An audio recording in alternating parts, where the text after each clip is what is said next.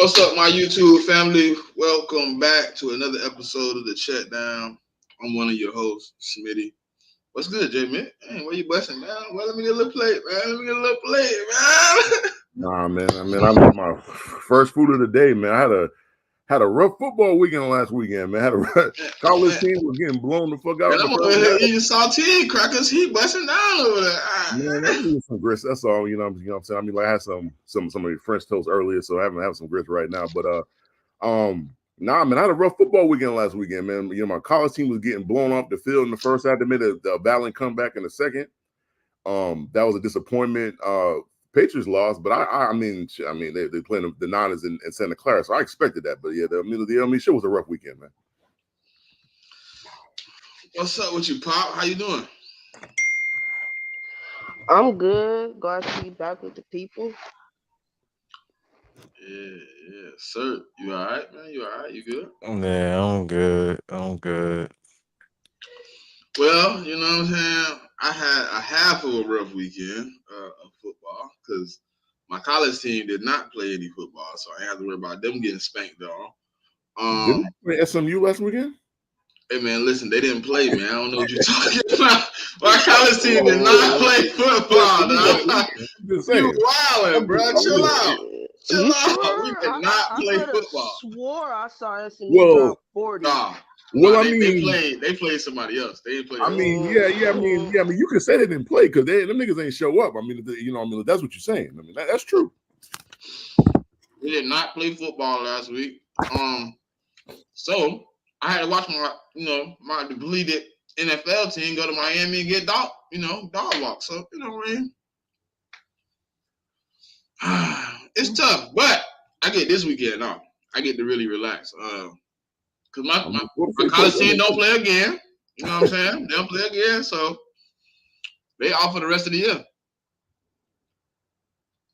And my NFL team on the bye week, so I'm in good graces. Y'all gotta stop this man saying my team played too, man. Y'all tripping.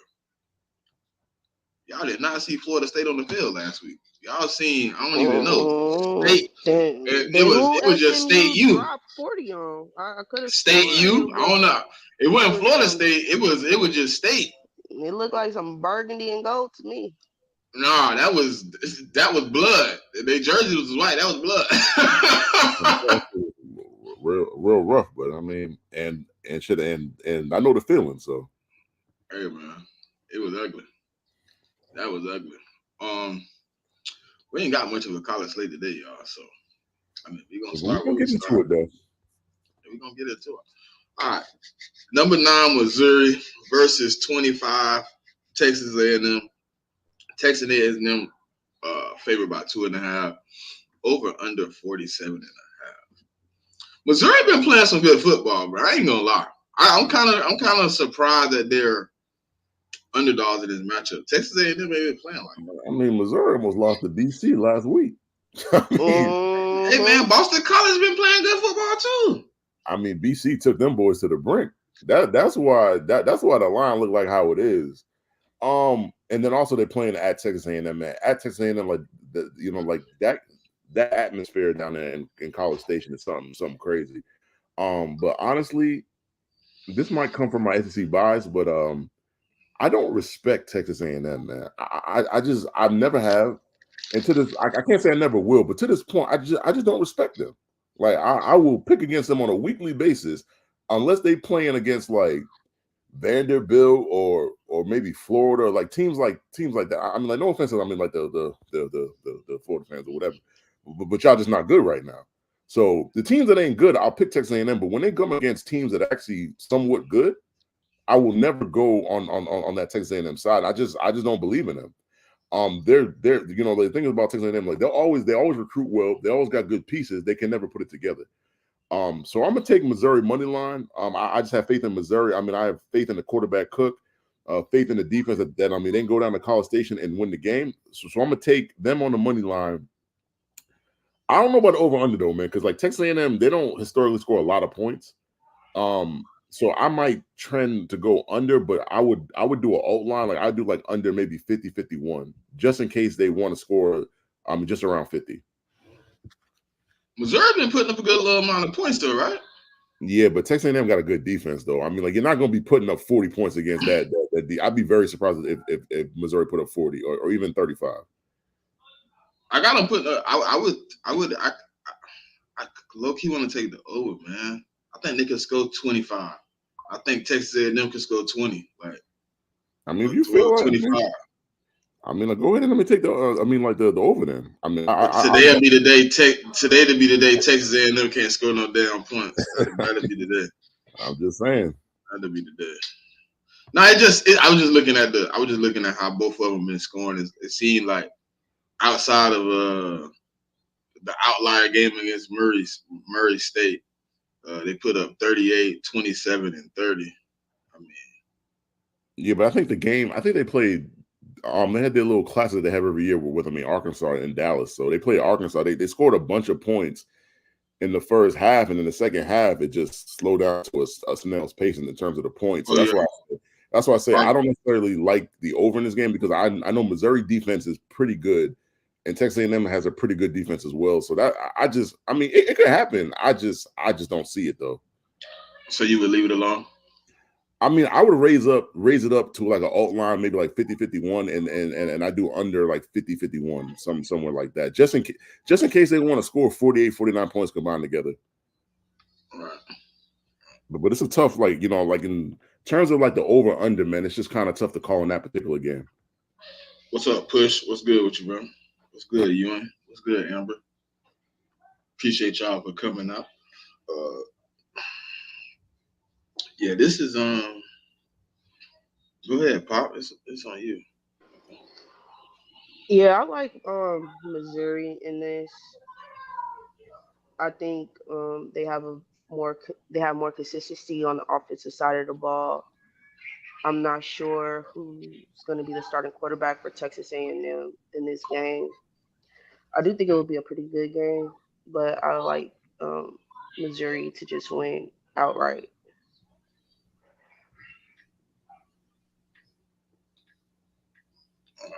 So I'm with y'all. I'm taking Missouri. I was just talking a little bit. Texas A&M, I do not trust y'all.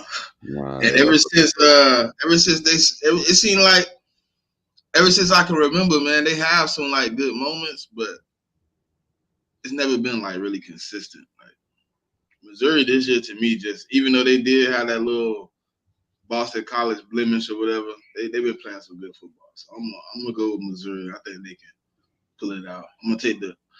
I might well take the points today. What's good, Savage? I got plus 2.5, man. Why not? Why I can't take my plus 2.5? I mean, you could take the 2.5. I mean, I'm just saying money line because it's more advantageous in terms of the lines. That's all. Like, you can make more just saying they could win. Yeah. But if you want to play the safe hand, then I mean, you could do them plus 2.5, plus 3. I mean, just in case it's a close game that they lose at the end. All right, we got number 12, Ole Miss, favored by 10 versus South Carolina. The over/under is 52.5. Yeah.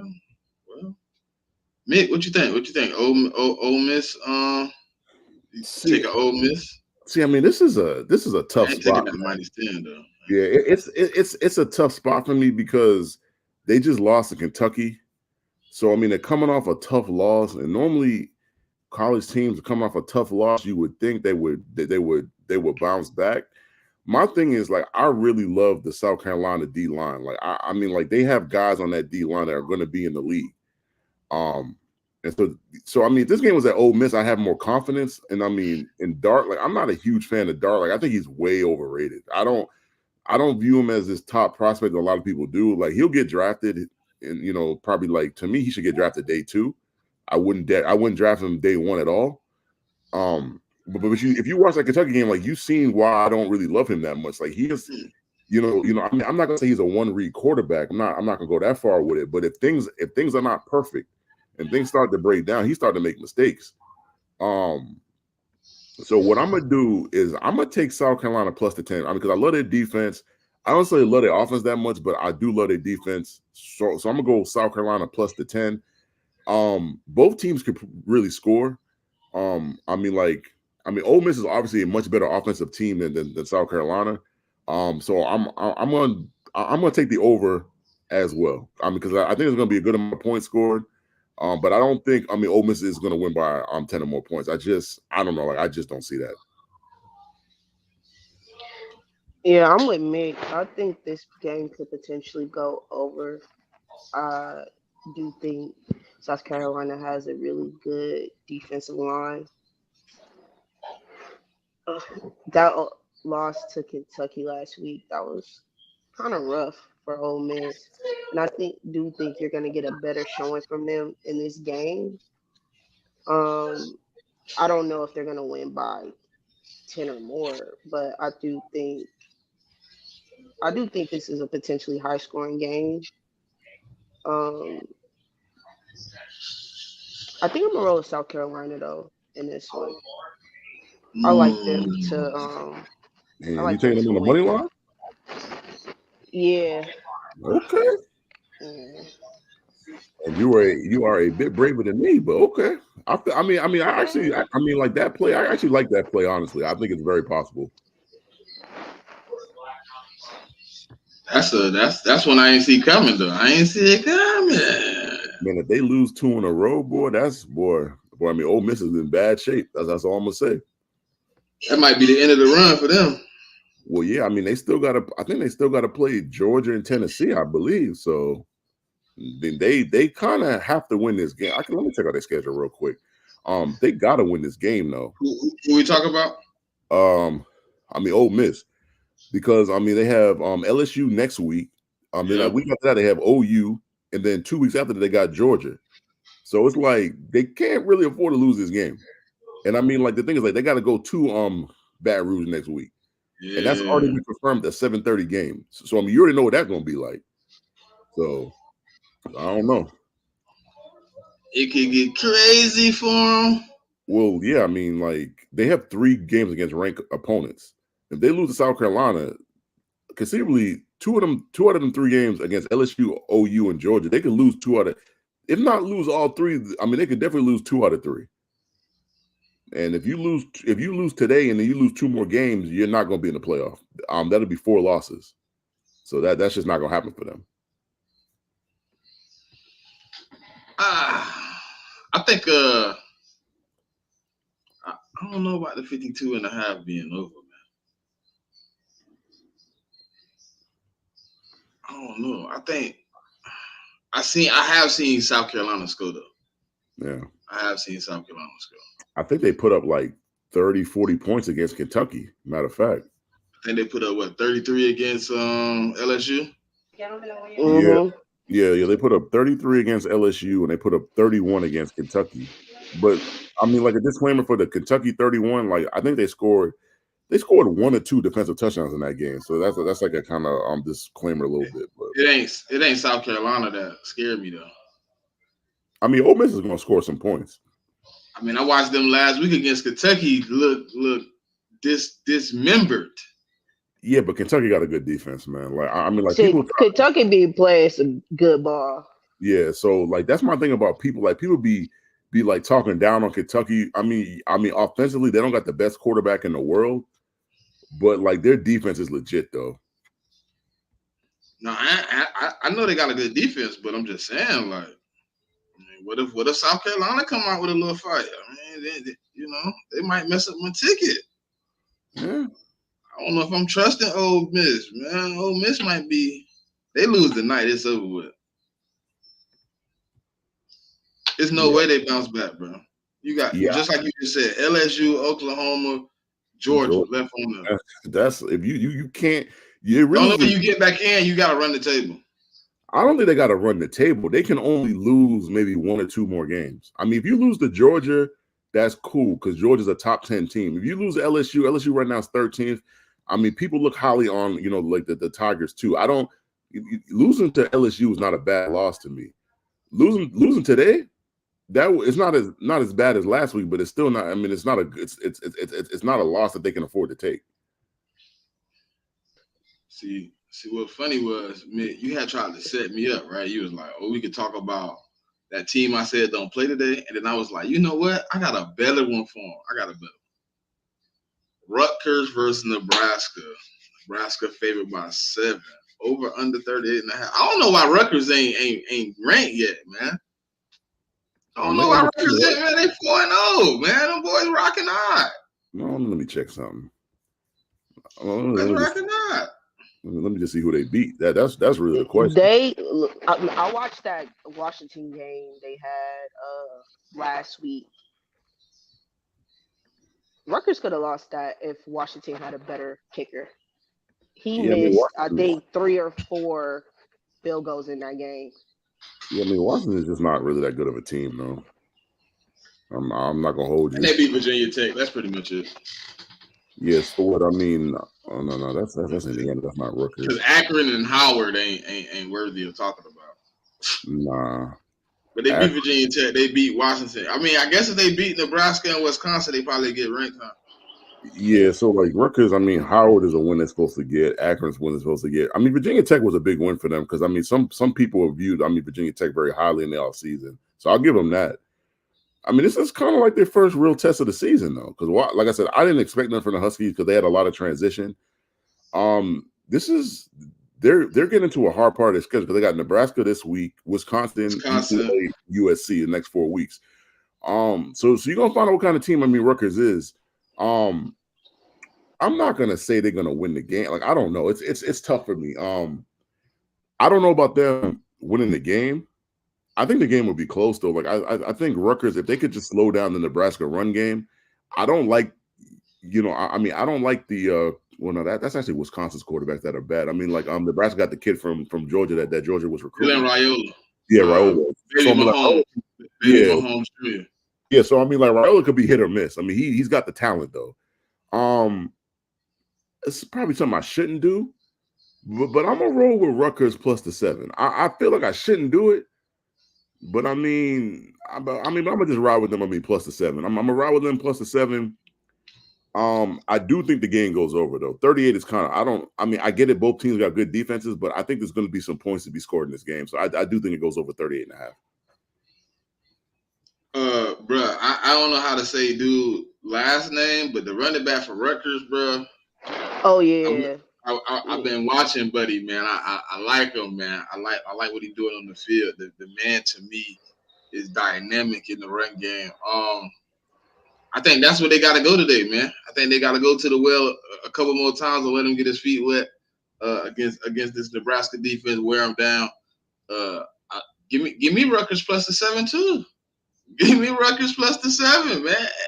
I'm taking the over too. I think this one right here gonna be. I think at least 40 something on the board. I mean, 40 is only like a 20. Like, for it to go over, you just needed to be 2019 or 24-20. I don't think that's a lot to ask for it to go over. No, it shouldn't be. Yeah. I don't know that dude. That running back. I don't know how to. Can anybody say his last name? Monogamy. How? Yeah. Monogamy. I don't know. Yeah. That. Hey, I seen that run last week. I was like, oh, let me go back and see some of this tape. That man told that right. I mean, but low key, like there's a lot of good running backs in college football this year. Low key, there's a lot of them. Yeah, I like the class that's going to be in the draft this year. I think this is a really good running back class. Personally, I'll just take the over in this game.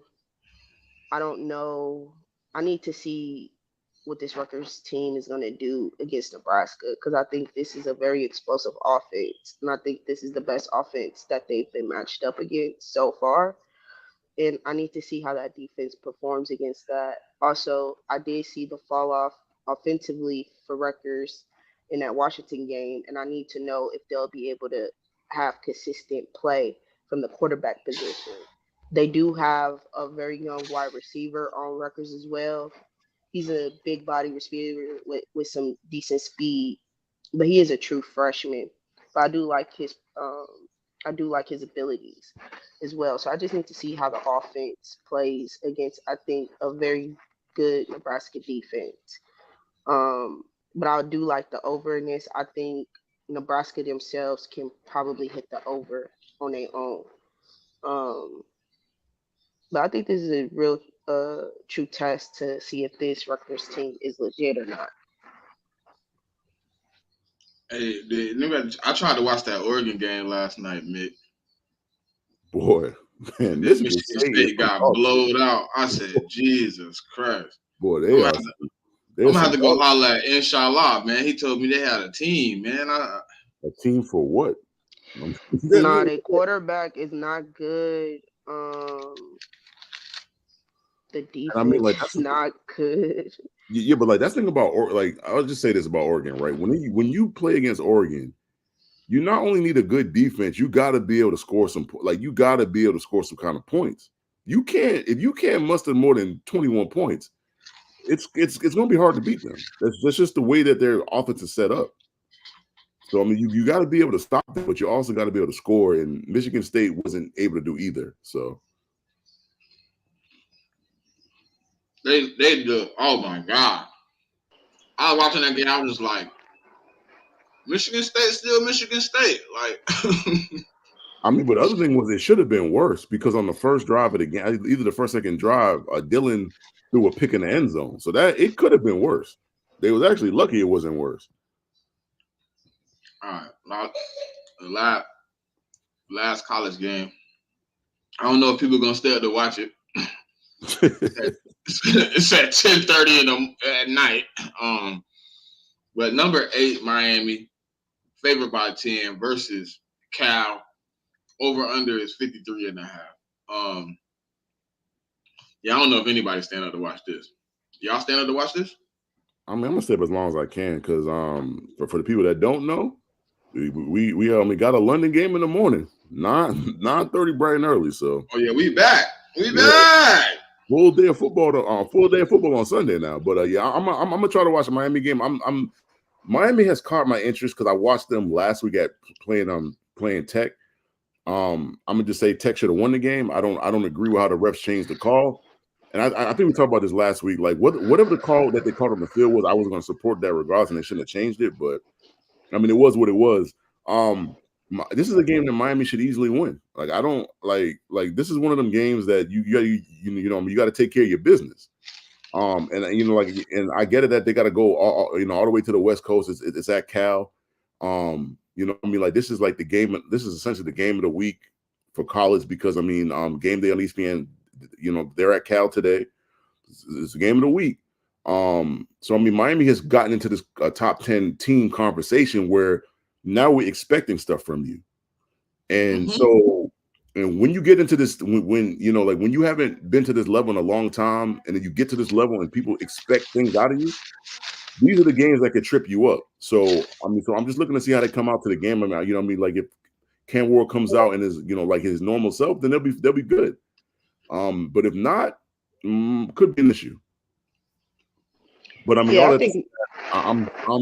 taking Miami. I'm taking Miami -10, and this thing going over. Yeah, I think Miami should be able to dominate in this game. I don't think Cal is a good team right now, and this is a game that Miami can't afford to lose. So they got to be on their A game, and I think they will. Cam Ward's been playing pretty well. That Tech game, I do agree. I don't think there was enough for them to overturn the call, but it happened. So we need to see what this Miami team is going to do, but I think they should be able to handily dominate this Cal team and potentially go over. Yeah, I agree, man. This is a game you gotta win. Almost gotta dominate, to be honest. Like this should be one of those convincing wins that get you over the hump. That kind of puts you on the map. Even though Cal isn't a great team, but you gotta how would you say it? You gotta assert dominance. You gotta show kind of like what you got. You came up kind of on the lucky end last week. I mean, let's be real. You probably should have lost that game, but at the end of the day, referees made the call to change it or move it around. So we're gonna see the reaction. But I do think Miami should win this. I do honestly think they should win. If they don't, I would be little surprise. So, I mean, if they don't win, if they lose, it's a bad loss, man. That's the best way I could put it. It's a bad loss. If they don't win this game.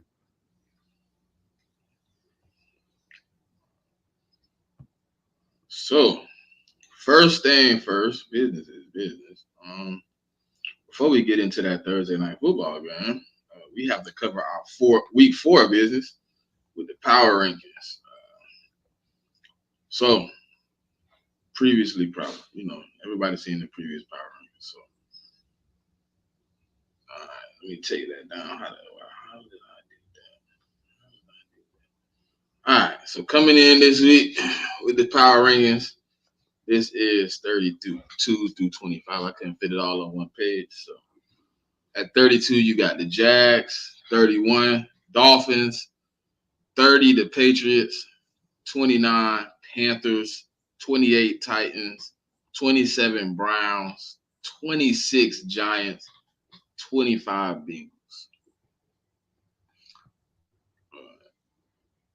How we feeling, man? What's a lot of teams here. You can see the number of where they moved from, where they came from, how they ended up where they at. So how we feeling about, man, a lot of these teams, man? What happened to I mean, obviously we know what happened to the Dolphins, but what happened to a team like the Jags, the Bengals, the Browns, teams that made drastic falls? For me, Trevor Lawrence seems to be the issue with Jacksonville. I don't Yeah. know if it's him being who we think he is or play calling, but Trevor Lawrence hasn't really been playing well. The Browns, same thing, quarterback situation. Deshaun Watson hasn't really been playing good football. They haven't been a cohesive team. This defense that I was hearing a lot about during the offseason is not playing to the standard in which I heard they should be. And Bengals, I'll say Joe Burrow wasn't good in the first game, but I'll say the last 3 games he's played, he's been playing pretty well. It's the defensive side of the ball that hasn't really been good for the Bengals for the last 4 weeks. The Bengals defense just hasn't been that good, and I don't know in the matchup they're gonna have tomorrow. I don't think that's gonna bode well for the defensive side of the ball with that rushing attack that the Yeah. Ravens have. So I mean, my thing is, at least I can blame the Dolphins as injury related. I can say that. Tua been out since the Bills game. They're really injured on defense. They got a couple injuries on like the old line. So at least I could blame that on the injuries. The Browns just aren't really playing well offensively. I mean, Deshaun Watson, some of the Browns fans say he's turning around. I still don't think he's playing as good as they thought he was going to play when they made that trade. So I'll leave it to that.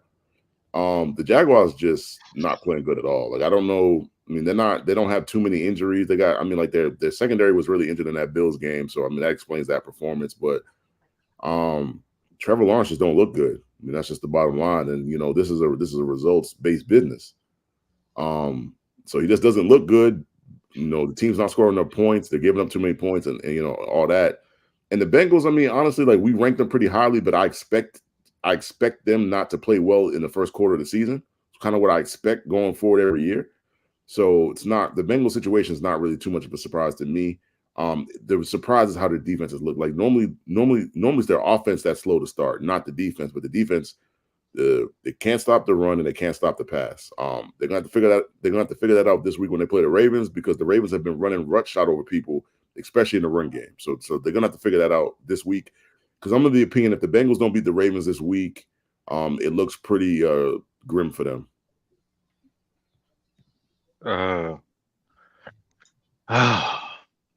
The Browns should probably be number 2 because, like Mick was saying, I see why the Dolphins are bad. Is 100% injuries. The Jaguars. I know Doug gonna get blamed for it, but it's like the only person that's been there the entire time has been Trevor Lawrence. And it's just amazing to me how he just flies under the radar. It's incredible how he thinks so bad, but we hear about Justin Fields almost every fucking week. It's crazy. But the Browns, they some butt too. They got too much talent to be playing the way that they're playing right now. But, I like it because I don't like the Browns fan base. Oh man, did he say he don't like the Browns fan base? Jesus Yeah, they're a Christ. little annoying. Delusional, annoying ass people. Interesting. Very, very interesting. Sounds like a few fan bases though. Not like them niggas, man. It sounds like a few fan bases. I mean, I'm just. The Browns fans are Uncle Rico, man. Oh man, that's wild. That's Browns fans. Well, I mean, to me, it just seems like a lot of the teams, I mean, came out slow.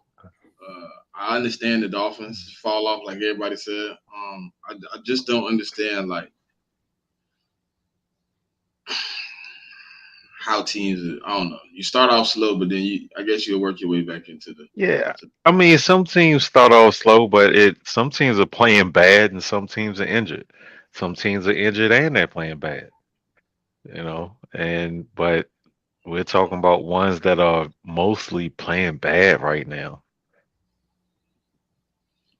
And how many games has Trevor lost in a row? I mean, I don't think they won a game since week 12 or 11 of last year. I mean, that's a lot of games in a row. That's a lot in a row. Come on, man. Come on, man. I like, come on. When you got that type of talent around you and you were pegged as a generational quarterback, I don't want to hear about no fucking coach shit, man.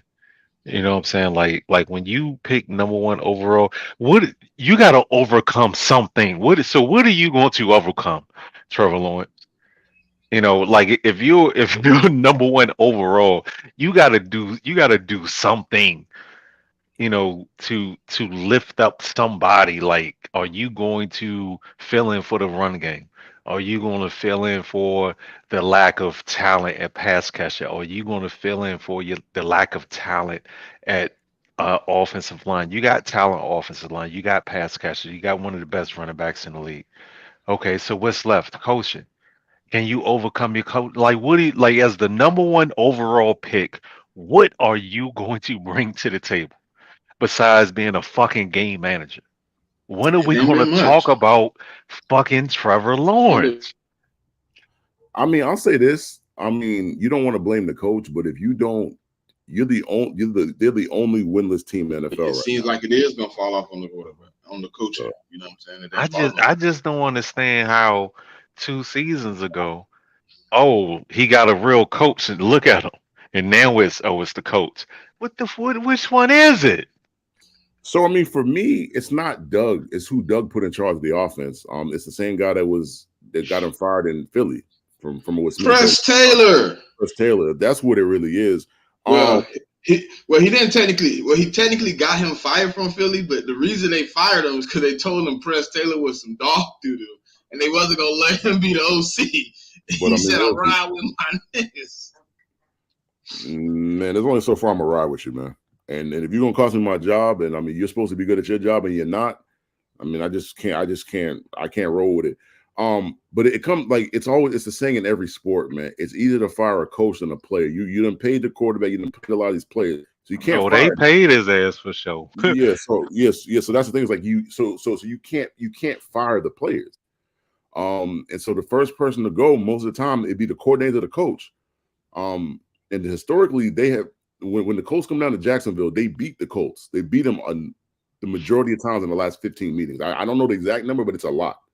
So you think if they lose, Doug out of there in I 5 mean, weeks? I mean, there's only I mean, like they're bye week ain't till week 13, so it's a long time for that. But I just think it's going to reach a point if you go 0-6 and 0-7, 0-8, and the money that the owner spent, it's only a certain amount of time for the owner to be like, man, like I mean, I gotta get you out of here.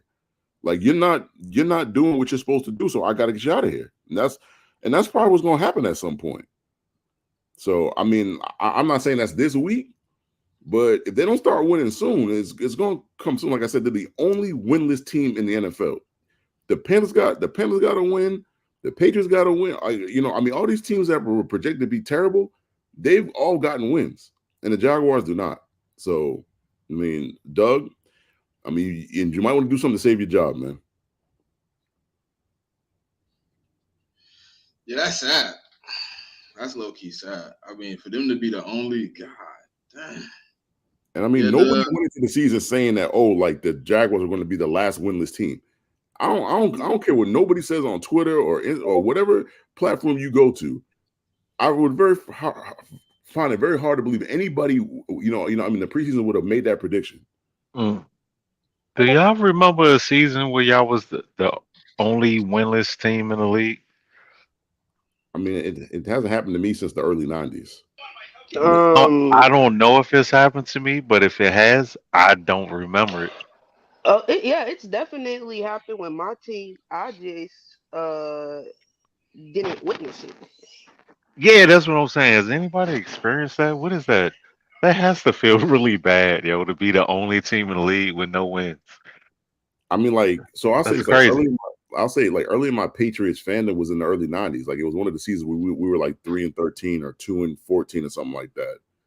And so that was one of I was real young. Like, I was like really, really young. Like, I might have been like 8 or 9 or whatever.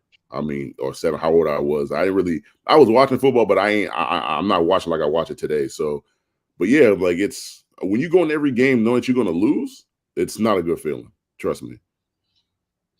Yeah, I don't remember ever experiencing it. So that shit gotta suck. Oh yeah. I experienced it in college football, but that ain't the same as the NFL. But the next part of it's a lot of us now. You know what I mean?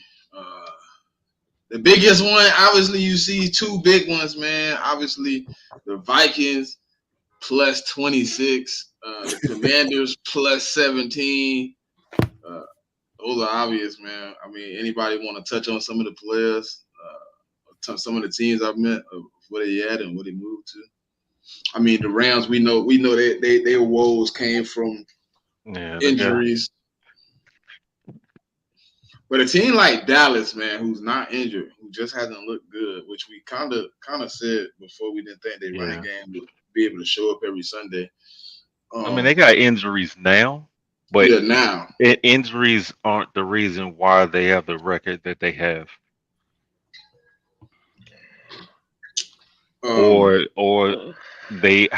why they've been performing the way they've been performing. I think them not addressing the wide receiver position and the running back position is very telling in these last 3 games. That running, not even trying to get a running back in the draft, I think that was a disservice to them. I don't understand why you pick up Dalvin Cook and he's not playing. I don't understand that. And to me, they don't really have a consistent wide receiver 2 opposite of CD right now. I think Ferguson is a solid tight end for them, but you're just not getting much from Cooks, Tolbert, I think Turpin. You're just not getting enough consistency from those guys in the pass game. It's CD or bust, honestly.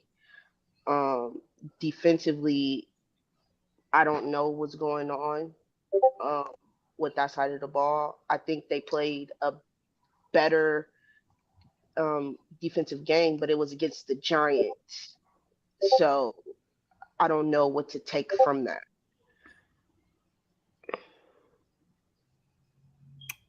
I mean, for me, man, shout out to Sam Darnold, man, because going into the season, I didn't expect this from him. And you could kind of call him, he's one of the top 5 MVP candidates right now. You know how crazy that sounds coming out of my mouth, after the first quarter of the season? That sounds crazy, but it's a fact. So yeah, so I mean, with them and with the Commanders, I mean, when you can stabilize your quarterback play, this is what it can do for you. I mean, by no means do the Commanders have a good defense, but their quarterback is playing so well that he's making up for the defense, and that's what can happen when you have really good quarterback play. So I mean, like, shout out to them. Shout out to the Buccaneers, who also made moving up from 15 to 3 to up 12 spots. I mean, shout out to Denver for nobody expected this out of Denver. Shout out to all the teams that in our preseason power rankings that made moves of plus 10 or more. Shout out to them because they're playing really well right now, and they deserve, and the Saints too. Like, I mean, like, so all these teams deserve to be where they're at because they played exceptionally well. Teams like the Rams and the Cowboys have not played exceptionally well, and they find themselves where they're at because they have not. So that's just like it is what it is.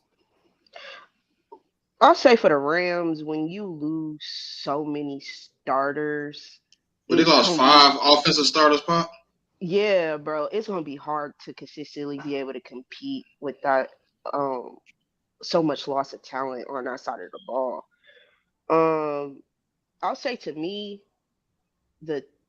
besides the Vikings, because I thought Sam Darnold could play well, but I didn't expect that Vikings defense to be playing how they've been playing. I think that's the biggest surprise for me. But Denver getting upset wins against the Jets, going to Tampa and beating Tampa at home, those were 2 surprising games for me.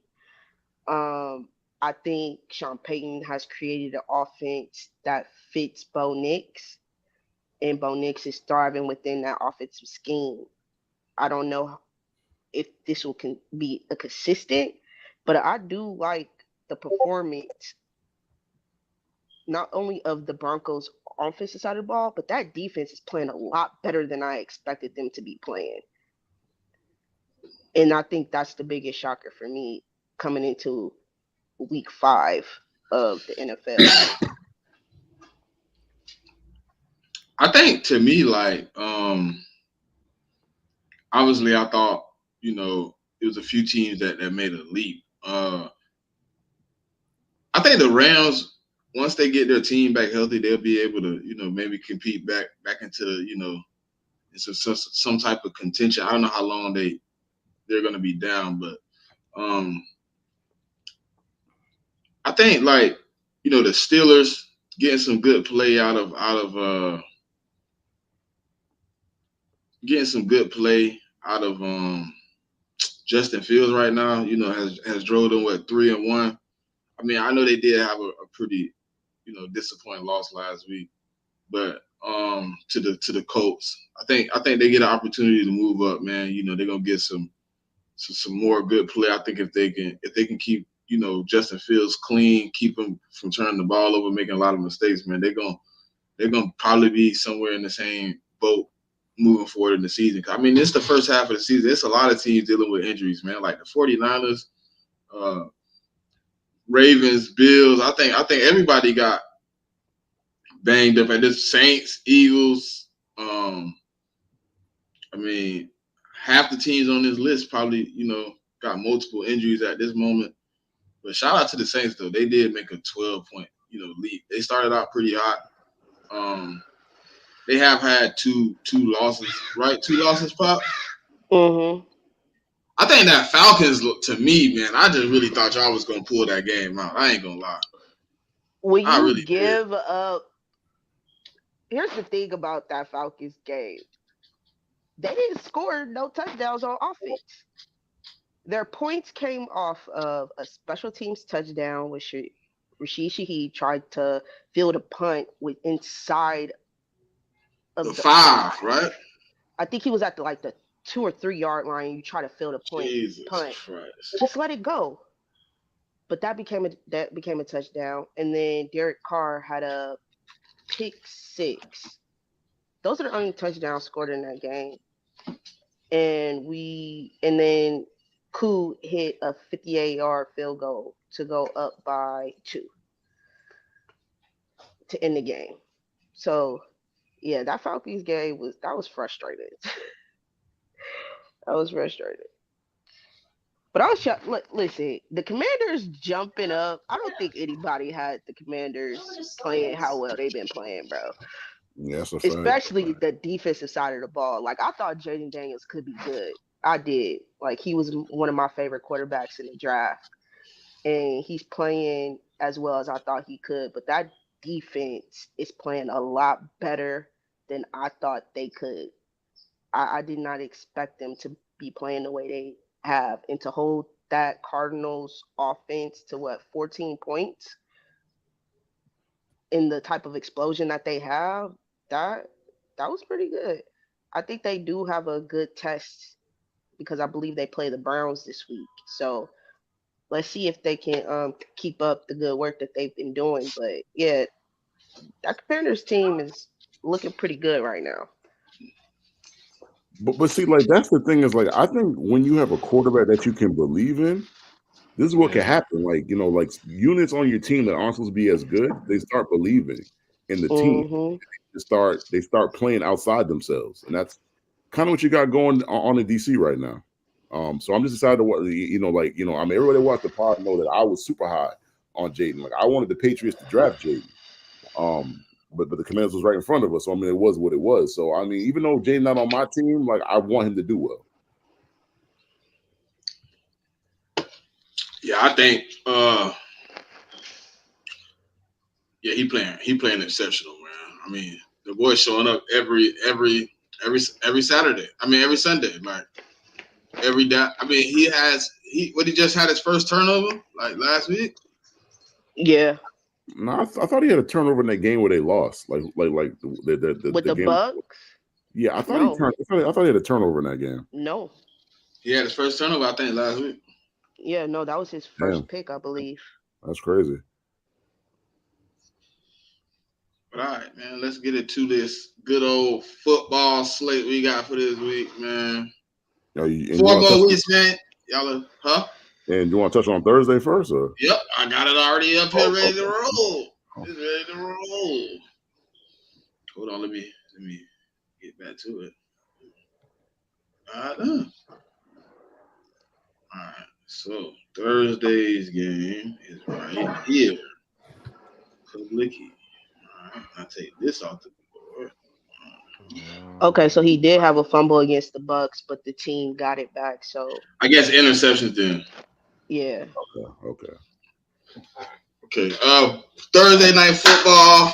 Buccaneers 30, Falcons 36. Hey man, so what y'all feel about that? It was a good game, man. Watching that game was the best Thursday night game I remember in a minute. In a while. Yeah, it's been a minute. But I mean, I don't really count like the first game of the season as a Thursday night game. I don't really count Me that. either. It's a formality and shit. Yeah. I feel like what Kirk Cousins did right before the game ended to clock that ball. That's why you bring him in. You know what I'm saying? Because it was like we talked about it in the space. As soon as he threw that ball, everybody took off.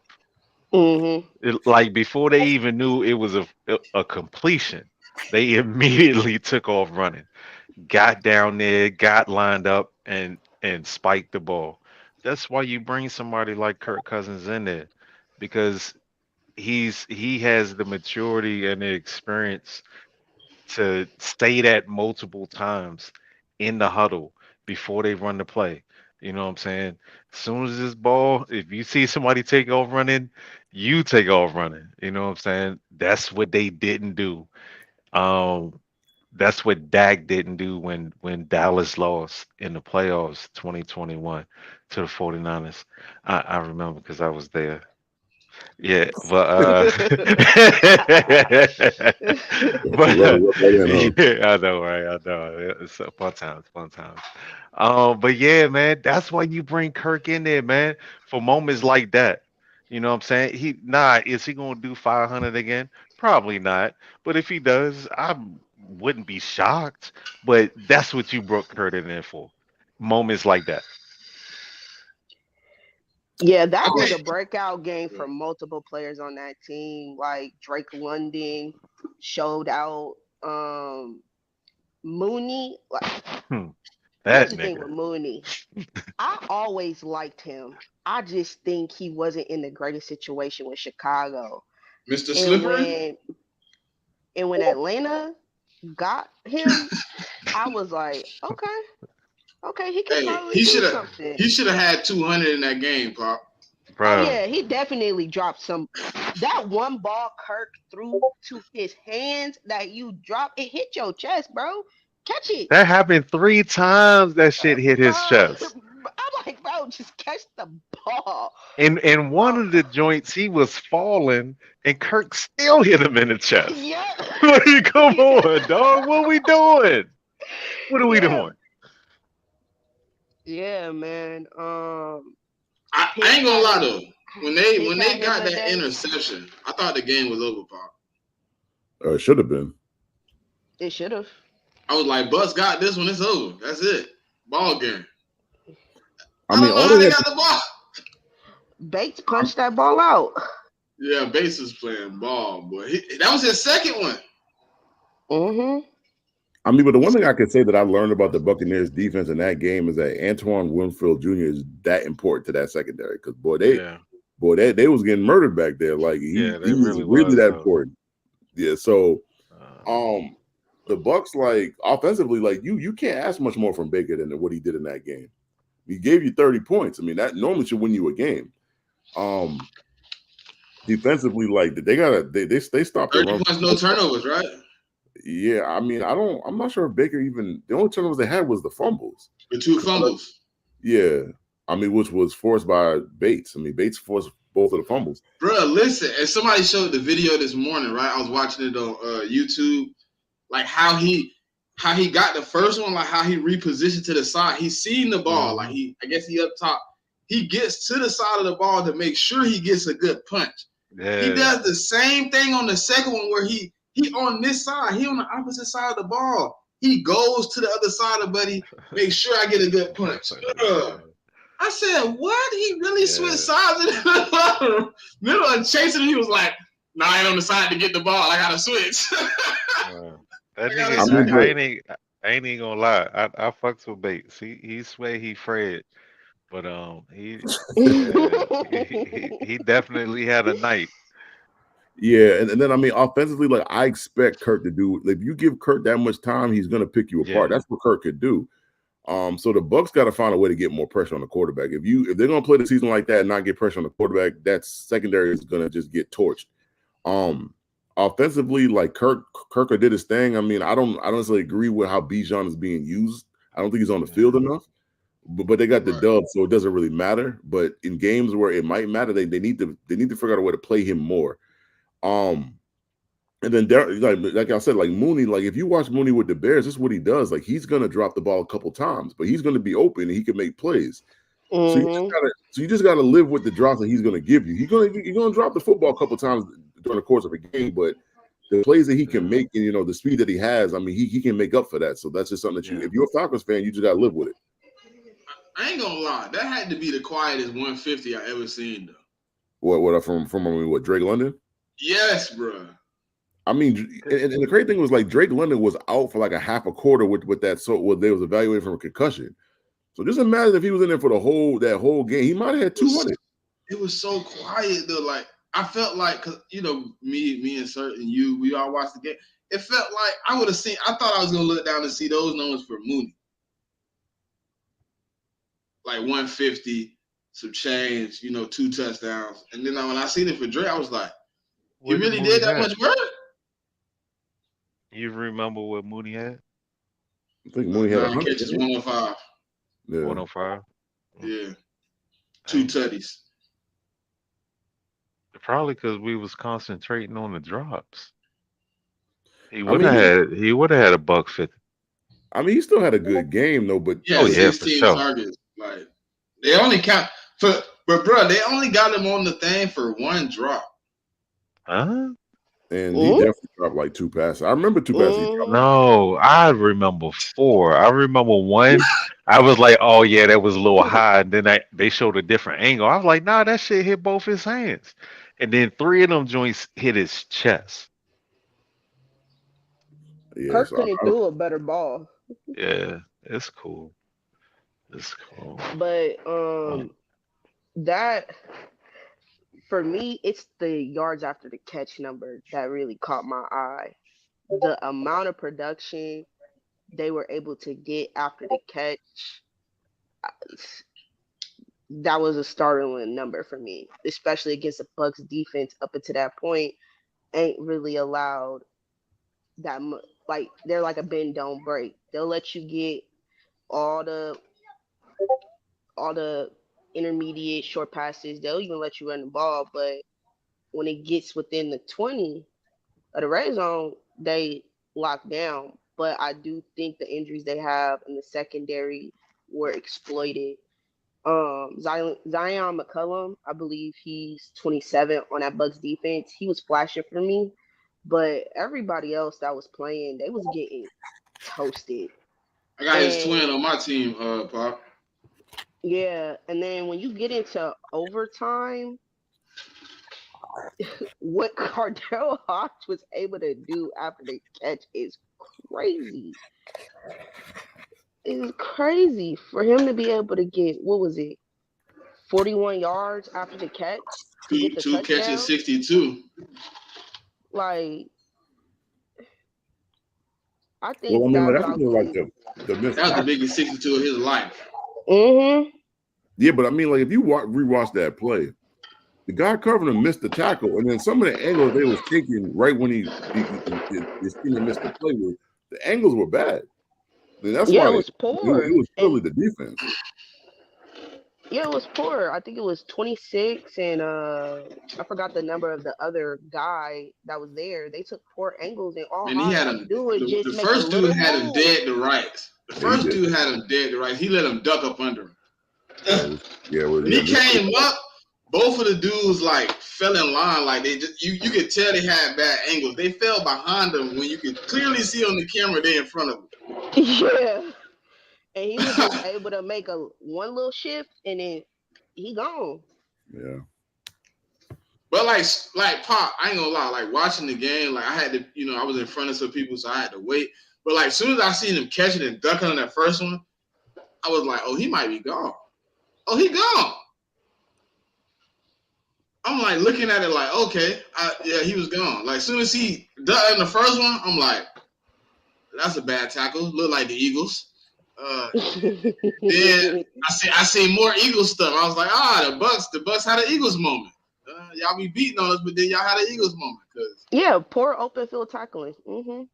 I But I recognize mean, it. well, that just goes to show you how important tackling is, and no matter like how the league changes, there's certain things like blocking and tackling that will always be essential in this game, and it cost them the game. So Mm-hmm. well, look, I think for us to kick off this early morning football, wake up out your bed, man, to watch some games. I think this is a good game for it to be. I ain't gonna lie. Jets versus Vikings. Vikings favored by 2.5 over under 40. I think this is a good. Hey, look, if I was gonna watch a game, first one coming out of London, then it's a nice one, man. I really do. I really do. You got the undefeated Vikings coming in fire hot, and you got the Jets kind of figuring it out. They're trying to get the boat, stable and see if they can get things rolling. I think that Jets defense though is kind of what was really like kind of disappointing to a lot of people. We expected the offense to kind of be searching for their shoes. Early morning, they trying to find their shoes. They reeling around the house. They moving a little fast. They left one under the bed, one under the coffee table. But they're gonna find it eventually, right? But we thought the defense was gonna come, 10 toes, pants on, ready to rock. And they kind of been disappointed, man. They kind of been reeling and trying to find out. And I don't think this is gonna be the game for them to figure it out. Just being honest, I think the Vikings, man, on all cylinders right now are hitting. They inserted Aaron Jones into that offense. He's helping. I think they found something last week with the running game with Addison. You know what I mean? I think they found a new wrinkle to the offense where they're gonna be able to get off. So I mean, I think the Vikings come in and get another win, man. I think they continue the streak. I just don't know if the Jets have found their footing enough to come in and win this game. So give me the Jets -2.5. Give me the over. I think it'll go over 40. Oh, so you're Mm. taking? I mean, because the Vikings are favored by 2.5. Oh yeah, give me the Vikings. Yeah, I said Vikings minus 2.5. No, I thought you said the Jets minus 2.5. Like, give Yeah, me you Vikings said minus Jets. two. No, I said Vikings. Give me the Vikings No, you minus two and a definitely half. said Jets, dog, Bro, we because get this recorded. that's It's why I said back. recorded. That bro, when you It's said Jets, I recorded. The said Jets, bro. back. Nah, man, give me the Vikings minus 2.5. Is Oh, y'all I mean, crazy? sure, The hell? I was making sure. That's why I asked you because you said Jets minus Nah, two I and a said half. the Jets won't get it right. Give me the Vikings minus 2.5. You said it that time. Yeah, That No, that no, time, time. no. The not first the time. first The time. first time. Don't make me clip it. Don't make me go to my I phone mean, and you clip said, it. Clip no, you it. won. Yes, is wrong. I mean, you said Jets minus two Man, and a half. I know let what I me go heard. find the clip. Y'all, Hey, go find ahead. the Y'all clip, keep going. brother. Y'all gotta make me go The find it. people in the chat, tell me, did he say Jets minus 2.5 or Vikings minus two and a half? He Because I know definitely what I heard. said Jets. But I got you, brother. like I don't like I think if you watch that Jets game last week and you watch how Denver blitzed them and like the Jets fans want to say, oh, it's the rain, this and that and the third, whatever. I ain't trying to hear all that. Denver successfully blitzed Aaron Rodgers and it made him confused. So what do you think is going to happen when you have a Brian Flores led defense that blitzes probably the most, if not the most, the second or third most? Because I don't have the stats in front of me, but I believe he's in the top 3, the top 5 teams that blitz the most. Bro, that's crazy what I just did. Look, I say the Vikings gonna get another win. Give me the Jets minus two and a half. I told you what you said. Well, I mean, Bruh, I we ain't gonna literally lie. said the Vikings get another win. Give me the Jets. I mean, we weren't lying on you. I mean, like, we just trying to help you out. Like, we just trying to make sure you was really trying to pick the Jets. Bro, that's why I'm like, I know I said the Vikings get another win. No, you did the whole sentence, good brother, and ran right into it. You just kept going, That's blowing. what you did.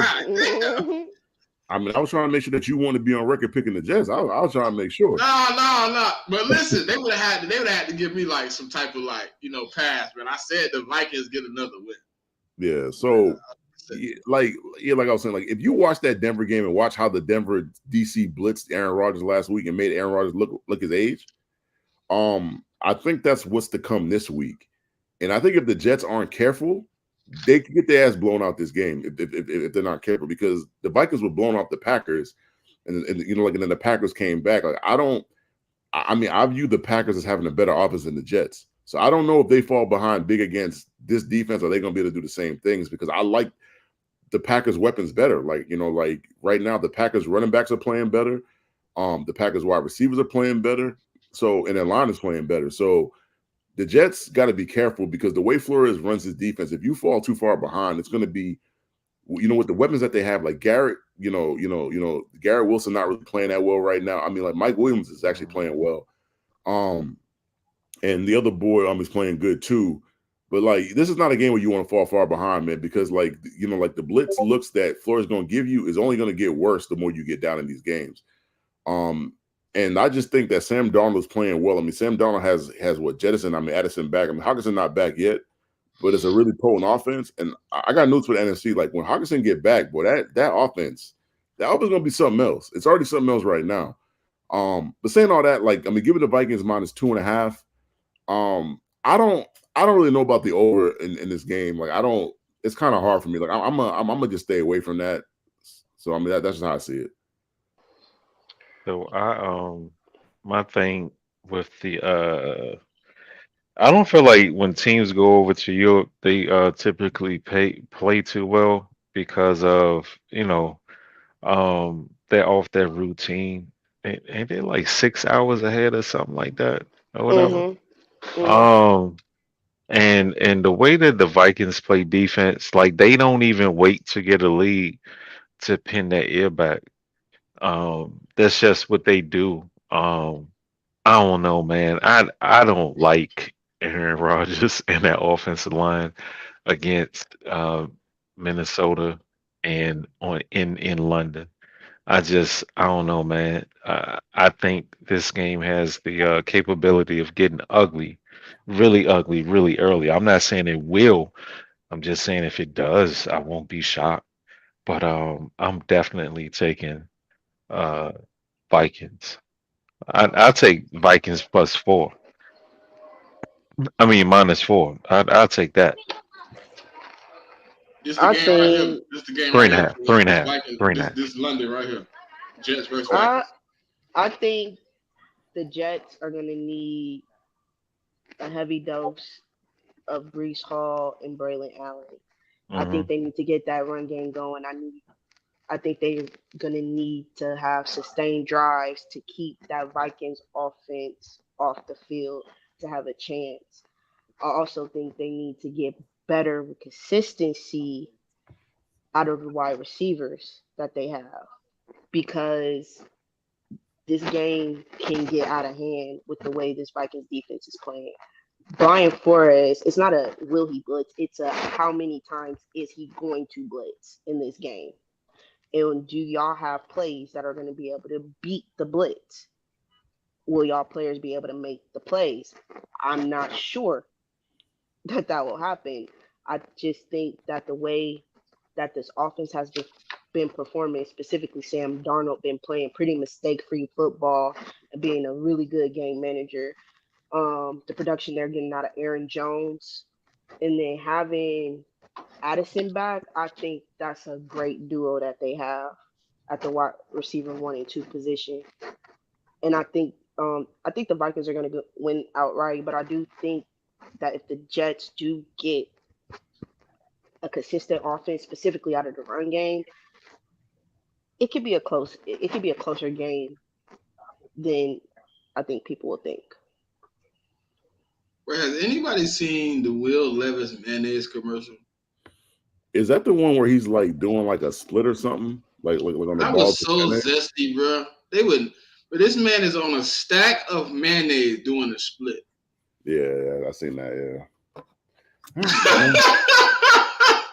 Hey, sir, the man like this, he goes on top of some.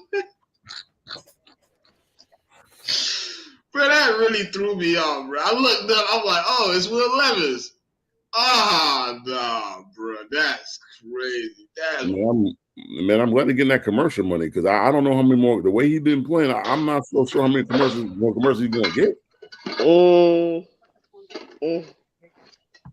See, now why you gotta bring up old shit, J Mick? I don't know what you're talking about. how he playing, man. You know, he played. Yeah.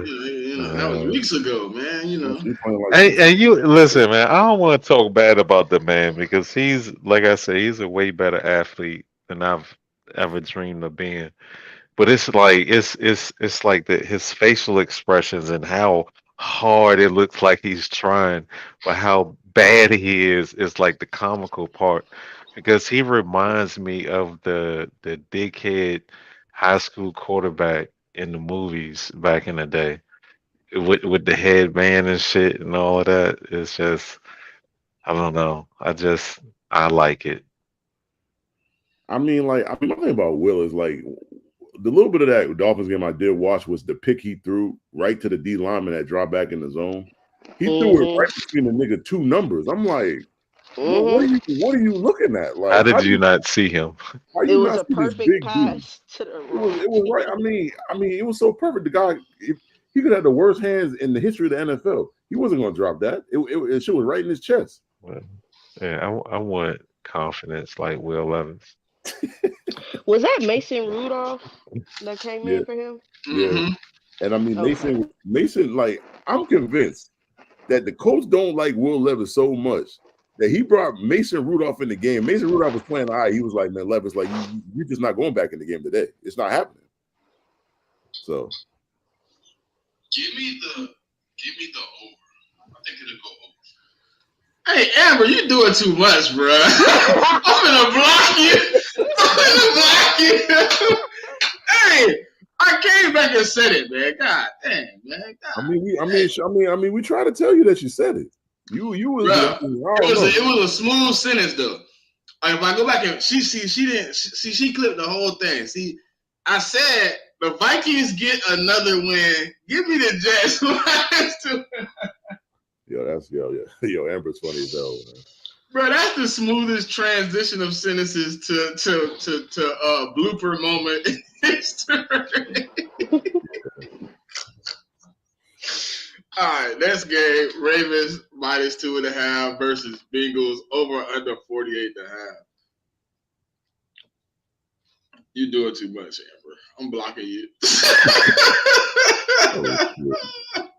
Man, she clipped you real quick. That's crazy. Jesus Christ. That's wild. Well, I was gonna say, because I mean, you got to remember, this ain't a Twitter space, man. So I mean, you can go back at any point in time and just just rewind. Oh no, I went back and listened myself. I went back myself, man. Yeah. But yeah, let me get on this game. I said it earlier, man. Like the Bengals are crucial. They're 1-3. Like they just got their first win last week against the Panthers. They're coming into the division, but this is crucial for them. Like normally they don't play that well inside the division. I think 2 years ago they were 3-3. I think last year they only won one division game. So I mean, like they're coming to a point where like they gotta. I hate to say, but the Ravens are starting to turn this season. The Ravens are 2-2 and they're 1-3. If they can somehow win this game, and they can make the Ravens 2-3 and them 2-3, they'll actually be ahead of the Ravens in the standings because they would have one more division win than them. So I think for the Bengals, it's a really crucial game. It's a game that they kind of have to have. But also I think both teams have to have it. I mean, like the Ravens are chasing the Steelers. And I don't see the Steelers losing to the Cowboys this week. So you kind of got to keep up with them as well. I'm gonna take the Bengals plus a 2.5. For some reason, like these games are always close games. The Bengals have to find a way to slow down Derrick Henry. I think Derrick Henry in the last 2 weeks has had 400 yards, rushing in the last 2 weeks. He's gone absolutely federal the last 2 weeks. So you gotta find a way to slow him down, but you also gotta slow Lamar Jackson in the run game as well. Because I think someone told me a stat that those two combined have rushed for 800 yards in 4 games. That is insane for two guys on one team to run for 800 yards in 4 games. So you got to slow them down. If you're the Bengals, you have to put the ball in Lamar's hands to actually throw the ball, not to run it. And I'm not saying I'm not one of these people that say Lamar can't throw. I think Lamar has a good arm.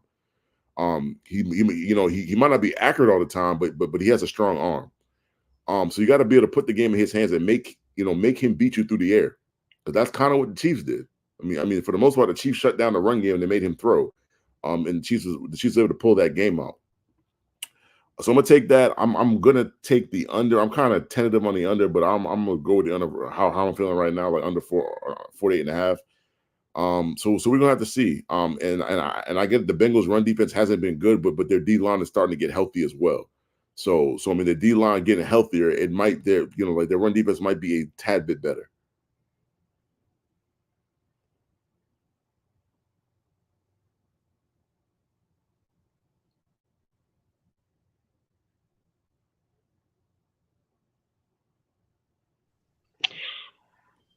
For me, I think both these defenses need to step up. Was that Ravens defense I saw shut down the Bills? Is that what I'm going to see in this game? Bengals defense ain't necessarily been playing well. But will they be able to slow down Derrick Henry and Lamar Jackson in the run game? I don't know. I think the Bengals are a better offensive team than the Bills last week. So I do think Joe Burrow and company will be able to move the ball.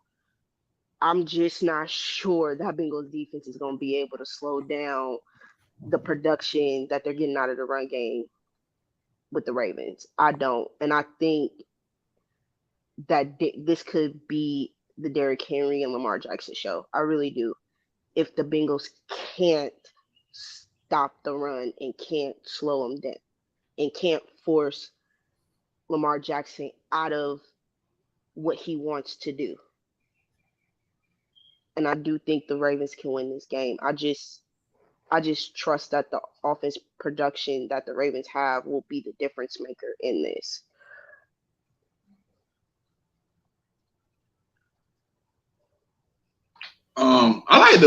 I like the Ravens, obviously, right? Because the Bengals, to me, just haven't been playing great football. And it seems like the Ravens are starting to find a way to, get Derrick Henry involved in that offense. He's definitely been, pretty much a factor the last 2 weeks, really finding a way to dominate the game and take some of the pressure off of Lamar Jackson. Even though Lamar is still holding up his end of the deal right now, I think, just coming into this game, the Bengals are in a must-win situation. I know it's early. I know it's hard to say that, this early in the season, but they're in a must-win part of the season, man. 1-4. It just doesn't, vow well for you to making it, to the playoffs. You being, a valuable piece of to really push for any type of long-term success, because that's a long way to fight back, man. You 5 games in, 12 games to go, and you've already lost 4. I just don't know where you end up at if you start reeling, down the rails of losing too many games to start the season. So I think the Bengals this week are in a must-win situation, but I don't think they will win. Give me the Ravens minus the 2.5. Hey, I don't know, man. It's kind of tricky with like divisional games, but with that said, the Bengals haven't particularly been they haven't particularly been playing well. Um, uh, they just, man, I don't feel like they have enough talent on the defensive side of the ball to compete.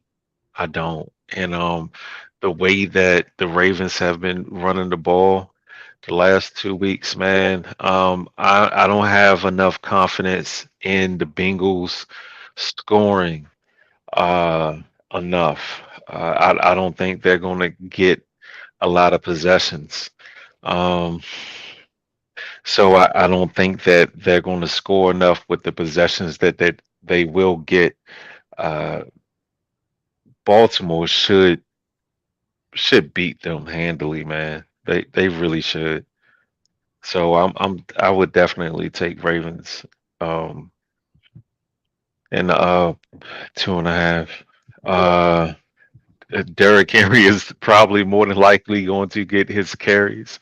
I don't know what his total is going to be, but he's definitely going to get his carries. Yeah, he's been a big part of the offense, bro, for a minute now. I mean, they figured it out week 3. They've been rolling.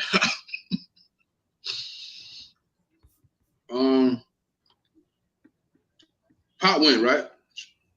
She picked the Ravens, right? Yeah, Pop, you went? Mm-hmm. Yeah, I thought she was second. All right. So we got the Colts versus Jags. How can the Jags be favored in any? Okay. Jags favored by 3, over under 45.5. Jags is favorite because they got to do with the history of this. The Colts don't win in Jacksonville at all. That's something that the Colts don't do. So I think that's part of it. I don't know, man.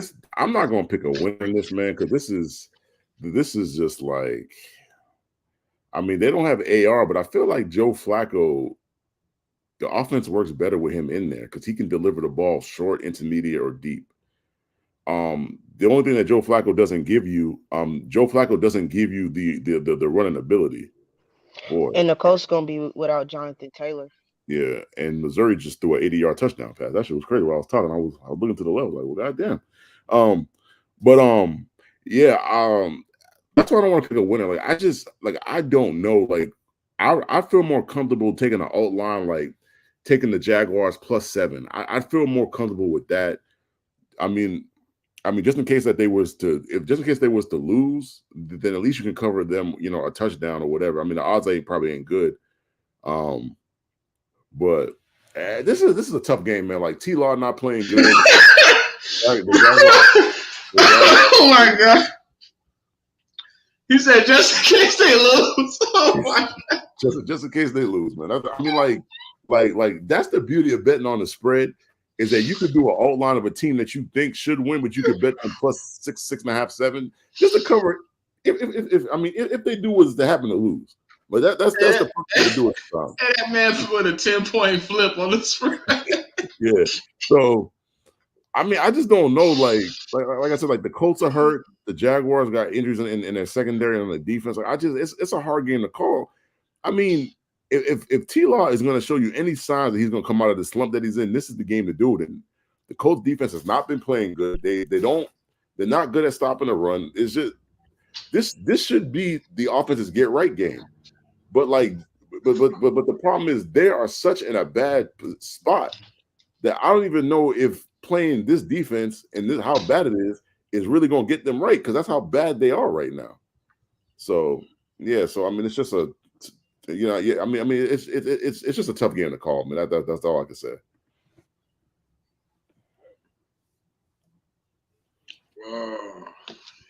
I'll say I like Josh Downs' numbers in this game, like player prop. See what his line is, his receiving yard line is, because I think Flacco is the type of quarterback that'll get Josh Downs the numbers and the targets. I'm with Mick. I don't know who's going to win this game. Both teams aren't playing particularly well. Or consistent, I'll say, at least on the Colts side. They've had some good games and some bad showings as well. I'm staying away from any lines, I'm gonna be honest, because I just don't know who's gonna be the winner of this game. I'll probably just take a couple of player props because I think those will hit. I think Jonathan Taylor not being in the game, I think that could potentially be a big loss for the Colts. Jaguars got to win this though. You got to win because it's going to get ugly if you get 0-5. I don't know who their game is against next week. I don't know if they're on a bye, but you can't keep this losing streak going, bro. Like, I mean, they got to go to Chicago next week. And that game, it's not in Chicago. That game's in London. Yeah. Okay. So I think the next 3 weeks we got London games, if I'm not mistaken. Yeah, I think. London is like a Jaguars home game. So, but they don't always win, and that's the misconception. They don't always win there, though. That's the thing. Oh no, they don't. But I'm just saying they they do be having some good games out there. But nah, the Jaguars got to win. Hopefully they put it all together too. I just don't believe in Trevor Lawrence for them to be able to do that, though. So I think Joe Flacco is not even coming home, huh? No, because I think they have back-to-back. Back-to-back, yeah. They got the Patriots and the Bears in London. Back-to-back weeks. Yeah, it's back-to-back. So, yeah, I think they might stay out there. But I think Joe Flacco is a quality backup quarterback. He showed that last year with the Browns, being able to come in and get them into the playoffs, help get them into the playoffs. And I think the Colts will be all right offensively with Joe Flacco at the helm while AR gets healthy. I just think this is going to be a really ugly game.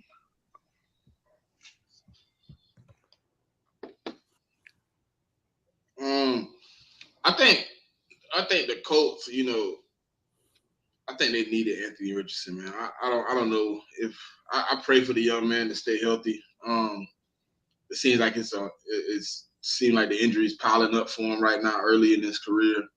But in this game, I think Joe Flacco is a veteran. He's gonna play some good football if he can prevent turning the ball over like he does at times. I mean, if he can keep the ball safe, I think the Colts could close this out with a win. But I'm with Pop. Like at this point, the Jags need to win this game. This is like a winnable game against a team that's kind of on the rails. They're trying to find it again because Anthony Richardson out. Did y'all say Jonathan Taylor out? Yeah, he's got a high ankle sprain, so this could be the start of him being out for a couple games. Yeah, it was announced he was out yesterday, I believe. Okay, I know that he was questionable. I didn't see that he was out. So Jonathan Taylor out.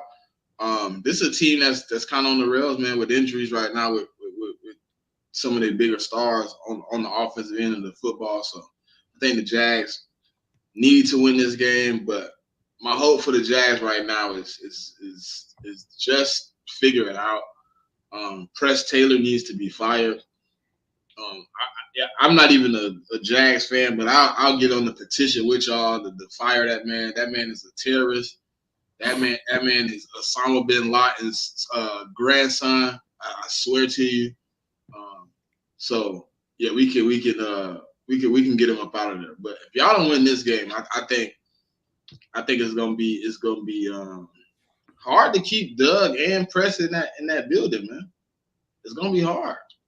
I think Jobs will be really on the hot seat at that point. Like if you lose this game to a team that's really kind of fighting for their life, and that means where you at is way lower than what we got you at 32. So I don't know if you get lower than that, but maybe they move y'all to London after this loss.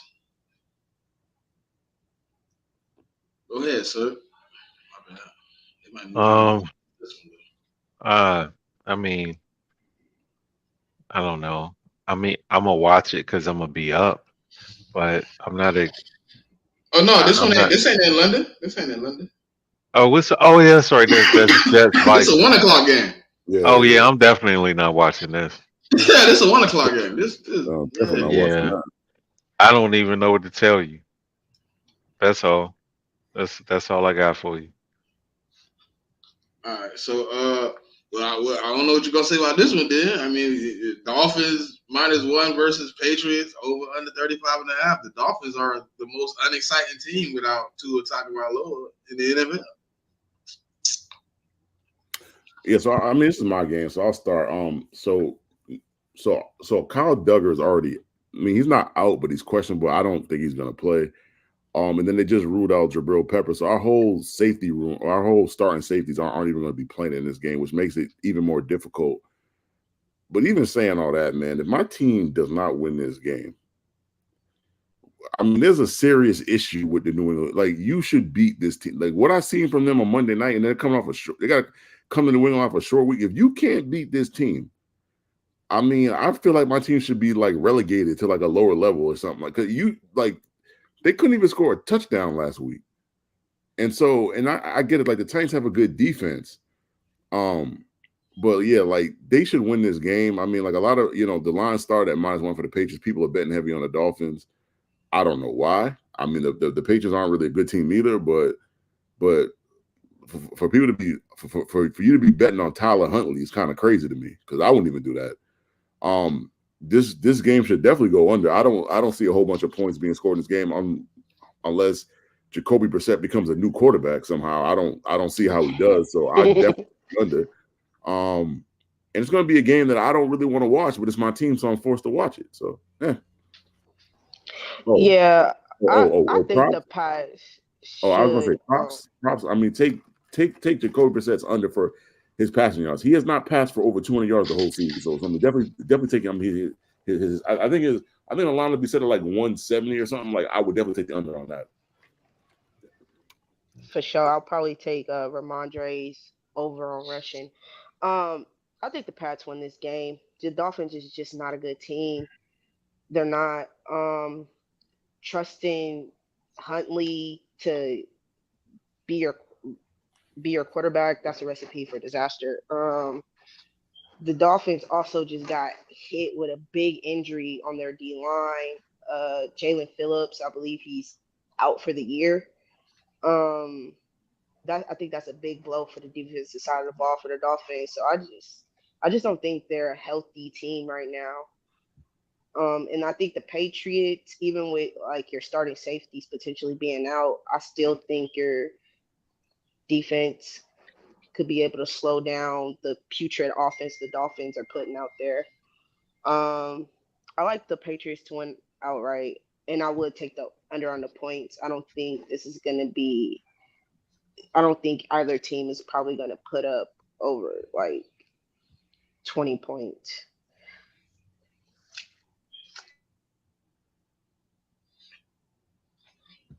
Somebody said I can't wait till we get May out there. I think y'all should have already started May at this point, man. Yeah, but like the line is so bad and hurt, they just don't want to put him out there right now. I mean, yeah, I get it. I get it.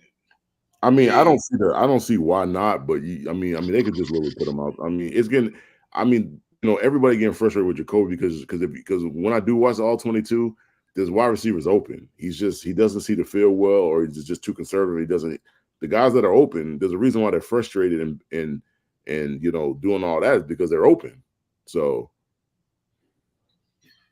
I'm taking the Patriots, man. I agree with Pop. Like they just not a good. The Dolphins just not a good team at this moment. Um, they not able to produce any type of offense without Tua Tagovailoa at this moment. I mean, I don't think it's going to change over the matter of a few days. Tyler Huntley looked lost and confused in that offense, and look, the stars around him look frustrated. So I just don't see a way that the Dolphins turn around and win this game. So give me the Patriots money line. Give me the under.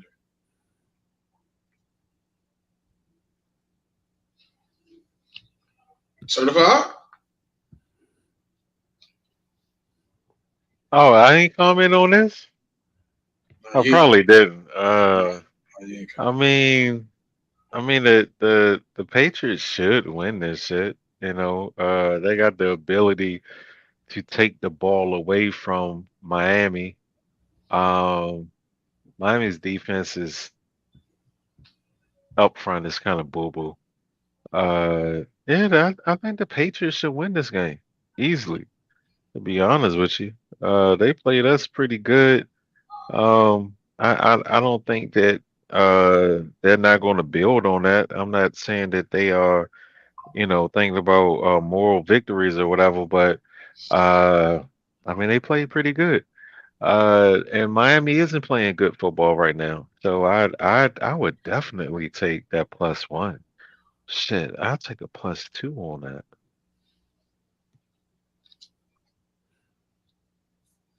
All right, so the next game we got is Browns versus Commanders. Commanders favored by 3, over under 43.5. see, I feel like And the this game. Browns bounce back. Yeah, but I feel like Vegas is trying to trick you right now. Though I feel like because like the Browns ain't playing good at all. The Commanders are playing really well, and the game in DC, and the line is barely giving them a 3-point advantage. What you get just for being home. I feel like Vegas knows something that we don't know for some reason. But I'm gonna go. See, my issue with this game is like the Commanders' offense is really good, but the Browns are supposed to have a good defense.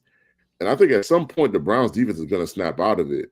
And I think Njoku for the Browns offense is coming back because most weeks by Friday he's already out, but he's not even listed as out yet. He's still questionable. So I think Njoku's going to play, which kind of gives them another weapon on offense. I mean, gives them somebody they can throw to in the between the hashes. And Deshaun doesn't, like last year when he played, like he was throwing a little bit to Njoku, but I mean, Njoku really caught fire when it was Joe Flacco. Like I just feel like the Commanders should win. I guess I'll go Commanders money line. But I do think the over hits though. Like I think there's enough offense on the Commanders side, and the Commanders defense is not the greatest, so the Browns should be able to score where I mean like you can get to the over in this game. He said Nick Chubb is coming back. Shit, he I ain't don't been think doing much in this game. I don't think they activated him like so his 21-day window coming off the pup is open.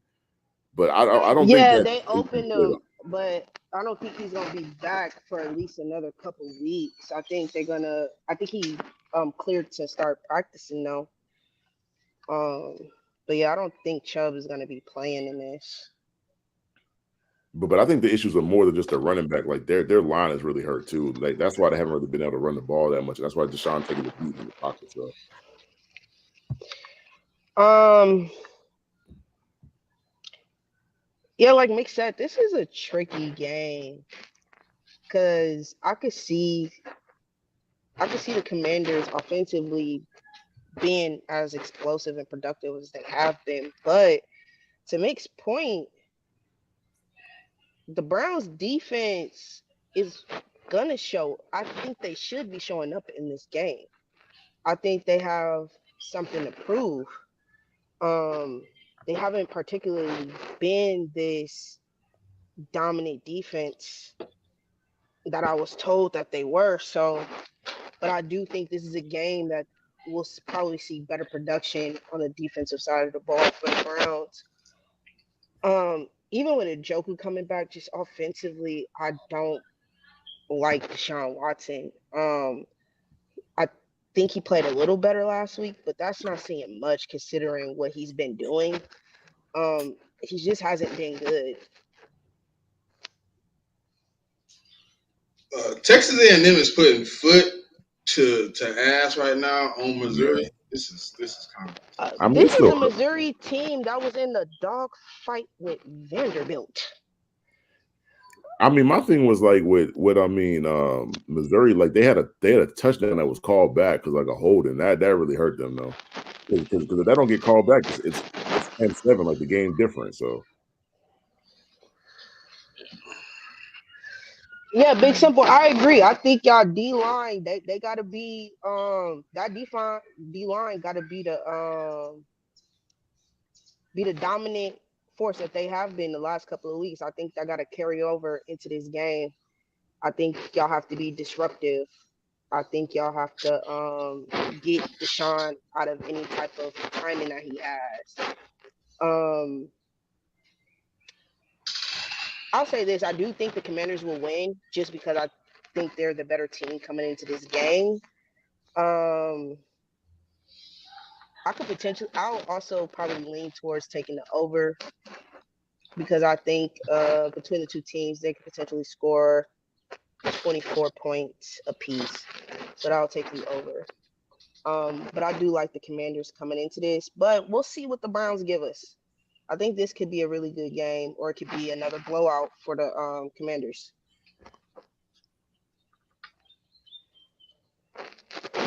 Is certified coming on this game? I don't think so. Nah. no.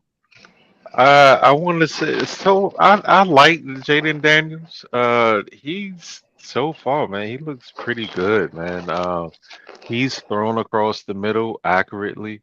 He's negating pass rushes and schemes that try to keep him in the pocket. Like he's a lot faster than what I thought he was. And he throws the ball really well on the run. So it's not a lot of tape on him right now, but he is going up against Jim Schwartz. He's one of the better OC DCs in the league. Um, I don't know. Cleveland definitely has the pieces on defense, so that's the only way that they're going to be able to beat Washington is slowing him down. So we'll see what type of chess match goes on between Jaden Daniels and Jim Schwartz. But I don't know. I'm gonna take the Commanders in the three. Until I see otherwise. Okay. Okay. All right. Next game on the list: Bills versus Texans. Texans favored by 1, over under 47.5. The Bills coming off of a tough loss, right? You know what I mean? They're coming off a tough loss. Texans coming off a tough loss. Um, I think this is going to be probably one of the more interesting games of the weekend, right? You're looking to see if CJ Stroud can bounce back. Uh, I want to see if he can though. I want to see if CJ Stroud can fight out of the adversity of last week. The team really looked bad. I know they had some injuries, but I think do they get Joe Mixon back this week? Nah, he's out. Joe Out is out. again? Joe Tank is Dell out. out again? Nah, I think Tank Dell's in No, I actually. think Tank Dell is playing this game. Yeah. But I think Okay. both of their starting two running backs are out too. Like the other kid that they drafted is out too. So I mean, Yeah, I think Cam Akers is the starting running back. yeah. I mean, but I think Mixon will be. He should be back next week though. They're gonna have to figure it out, man. With that being said, I guess I like the Bills to win this game. I thought they were gonna get at least one of them back. Jesus, they lost. They still down 2 running backs. I don't know. Cam Akers is decent, man, but I think they need that explosiveness they had in that backfield over the first couple weeks. I don't think Akers fits their run scheme. Yeah, you could be right about that. I mean, at this point, they don't got a choice. I mean, like they're down so much at the position. They kind of got to ride with Cam until Mixon or like the other kid or Pierce can come back. Mm-hmm. Yeah, so I mean, they're kind of stuck at this point. So yeah, that's kind of. I think I'll take the Bills money line. I think I'm gonna go with the Texans, man. Their talent on defense alone, I feel like is the reason why they should win. I understand CJ Stroud doesn't have a few pieces, but when you're thrown in top 5 conversations, I'm not saying that he has to win the game, but I need to see you perform at least.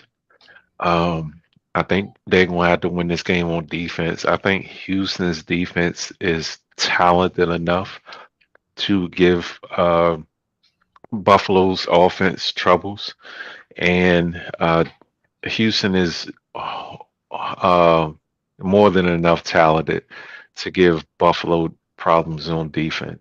So I'm surprised it's as low as it is. But yeah, I'll take that and CJ's attempts.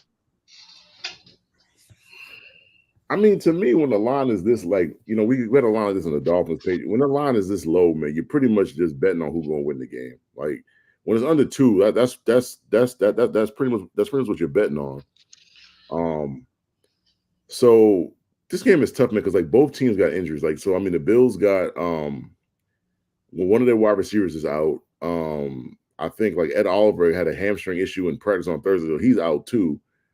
So it's just like the Bills got 3 starters out, Mixon's out, Pierce is out for the Texans, but I mean Tank Dell's coming back. You got Nico. I mean, this is like a Stephon Diggs revenge game. I mean, either way you look at it, whether you're a Bills player and you're trying to prove to him that he made the wrong decision to be traded, or like the other side where Stephon Diggs is trying to tell the Bills like you made a mistake in trading me. So it's a tough game for me to call, man. I don't think this game goes over though. Like, I mean, as much as people think it's about to be a offensive explosion, I don't. I mean, I think it's going to be point score, but I don't know if you're going to get over 28 though. And the way I look at the game is if this game goes over, that's not good for the Bills. If the game goes under, it's not good for the Texans. So I mean, that's just kind of how I lean. It's a hard pick for me. I think the Bills will bounce back, though. I think they had a tough loss last week. I think they're going to come back inspired. I mean, a couple of the play calls was bad. So I think I'm going to go with the Bills. I'm not like, this ain't like I'm standing on concrete ground here. Like, I'm not, it's a hard game to call, so. Okay. I don't know. I don't know. I don't really know who to go with this. I think the Bills can bounce back, but I think I like the Texans' offensive power they have, at least at the wide receiver position. And I think this is a game Diggs will probably show out in going against his old team.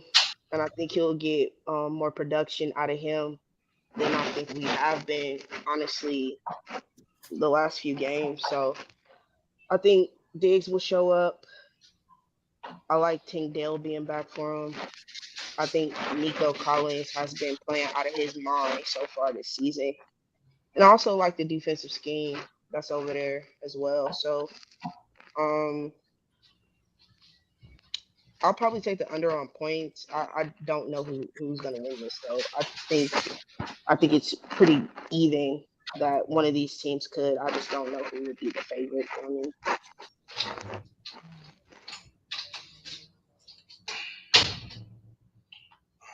So we got Panthers versus Bears. Bears favored by 4, over under 47.5. I think the Panthers have been playing better without Bryce Young at the helm, with Andy Dalton in. They had a pretty close game last week against the Bengals. They obviously pulled out their first win with him at the helm. So I think, the Bears to me playing better football right now though. They're getting better week by week. I think the Bears. I don't know about the 4. I probably drop it down to like 2.5. Take the Bears -2.5 because I think the Bears are ultimately on paper the better team. But I wouldn't be surprised if the Panthers came out and won this game. Like, it wouldn't shock me. I think both teams are figuring out an identity. But I think the Bears right now are the better team, and they coming off a pretty good win last week. I think they had probably their most yards offensively last week. So they finding themselves. They finding their way. They're working through the rough spots. But I like the Bears to come out and win this game. I think Caleb might have his first decent game as really show up.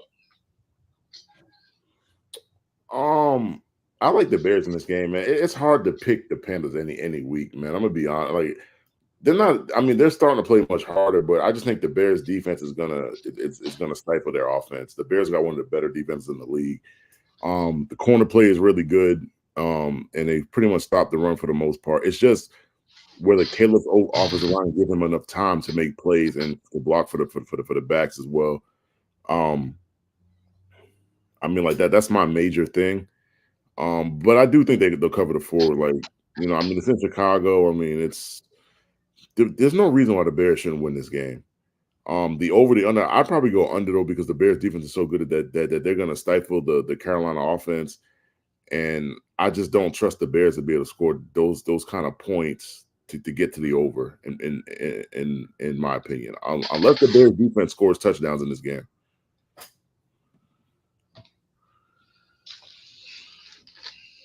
Bears defense is good. I agree. I wouldn't be surprised if the Panthers win, but I see the Bears win. Man, sometimes you got to admit when you're wrong. And I picked Missouri for the money line. That shit is not happening. That is not happening at all. So, but sometimes you're just not right sometimes. That Missouri money line look crazy right now. Crazy right now. I mean, I ain't never said I was perfect now. I mean, we all be wrong, man. We all be wrong. Yeah. But man, I mean, like, you feel like some dog shit. I don't know, man. Chicago should win this game, but they haven't been playing good football either. Caleb's struggling a little bit. Yeah, he is, but I just think they're playing better than the Panthers.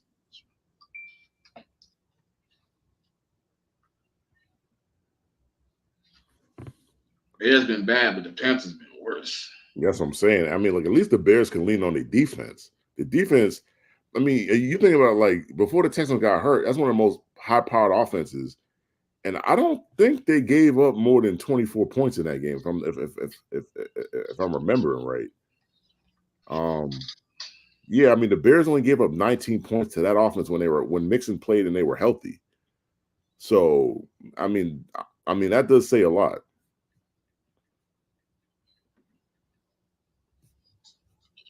I mean, to me at least. I think, yeah, it does. It gives them to me, it gives it up. That's why I commented the Bears, man. I think that defense, at least you can get series to series playing with them over, playing with whatever going on out there in that other team. The other team just ain't hitting on nothing. So Panthers upset. Okay, Big Simple. Okay, we see you. Panthers upset. I don't really know, how big of an upset it would be. Yeah, I like how the Panthers been playing. I think they played a really good game against the Bengals last week. Xavier Legette had a breakout game. I believe he got his first career touchdown in that game as well. And I think he could build up on that production. I do like the Bears defense though.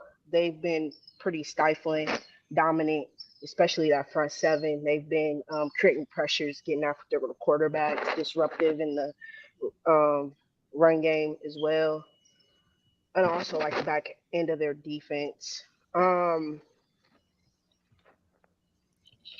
the Bears offensively, I think last week was Swift's best game of the year. I think they were able to get that running game going. Swift showed what he can bring to that offense. And I think that'll continue on in this game. The Panthers are so injured on the defensive side of the ball, and you already lacked talent and depth at that position. They just lost their starting linebacker, Shaq Thomas. I believe I mean, he's out for the he got a season. Yeah, yeah. I don't recall what his injury is, but I know it's a season-ending injury. I thought it was like So a knee or something. I thought it was like a knee or something. yeah, I can't remember if he like tore something in it or he broke it. I don't recall off tops, but yeah, he's out for the year, and they were already depleted at that position. So I don't think that's going to bode well against a Bears team. I think is starting to find their offensive identity and starting to get in the groove. And with that being said, I do think the Bears will win this game. I don't think the production we've seen out of the Panthers offense is going to stop just because I think Andy Dalton being the veteran he is, he's going to be capable to continue having this offense move. I just think that this Bears offense is finally catching up to the defense. And I think we can see that continue on in this game. I do think it will be a pretty good game, though, overall. But yeah, I like the Bears.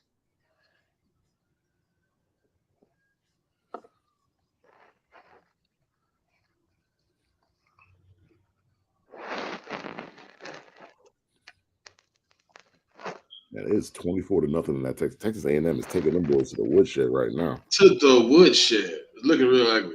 Time for me to turn my TV. Next game up. So some breaking news in that Patriots Bills game. OBJ is being activated apparently after the pup, and so is Kendrick Bourne. So interesting news. I mean for both teams. Yeah, I think OBJ's 21-day window. No, I think they took him off the pup, so he's been being activated. Oh, so they took it. Wow. Yeah, I mean, like the news just dropped from Pelissaro, so he's being activated, and also Kendrick Bourne is being activated too. So both those guys could play tomorrow. Interesting. That's good news. That's good news. I mean, as soon as I can get KJ Osborne the fuck off my football team, I mean, like the better. That nigga is terrible. Never wanted that nigga in the first place. Jesus. Trying to get him up out of there, huh? Do you want KJ Osborne on your team? No. Thank you. And I need a wide receiver. Nah, exactly. I'll pass, good brother. Okay, so we got Raiders versus Broncos. Broncos favored by 3, over under 35.5. Are they having some quarterback issues and some head coach issues at this moment right now at the Raiders? No, I don't think it's a head coach issue. I don't think so. The quarterback position, you have Gardner Minshew and Aiden O'Connell. I mean, you don't have much to work with there. I think they're just going to be without one of their best weapons on offense in Devontae Adams. He wants out. He's not playing. He has a hamstring injury.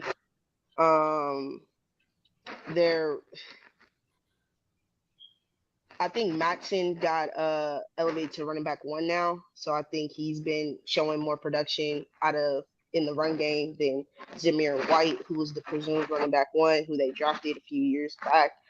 That offensive line for the Raiders, though, is not playing as well as I thought they could. I do think they have some solid pieces, but there's some deficiencies, especially at like the guard, at certain guard and tackle positions that they have.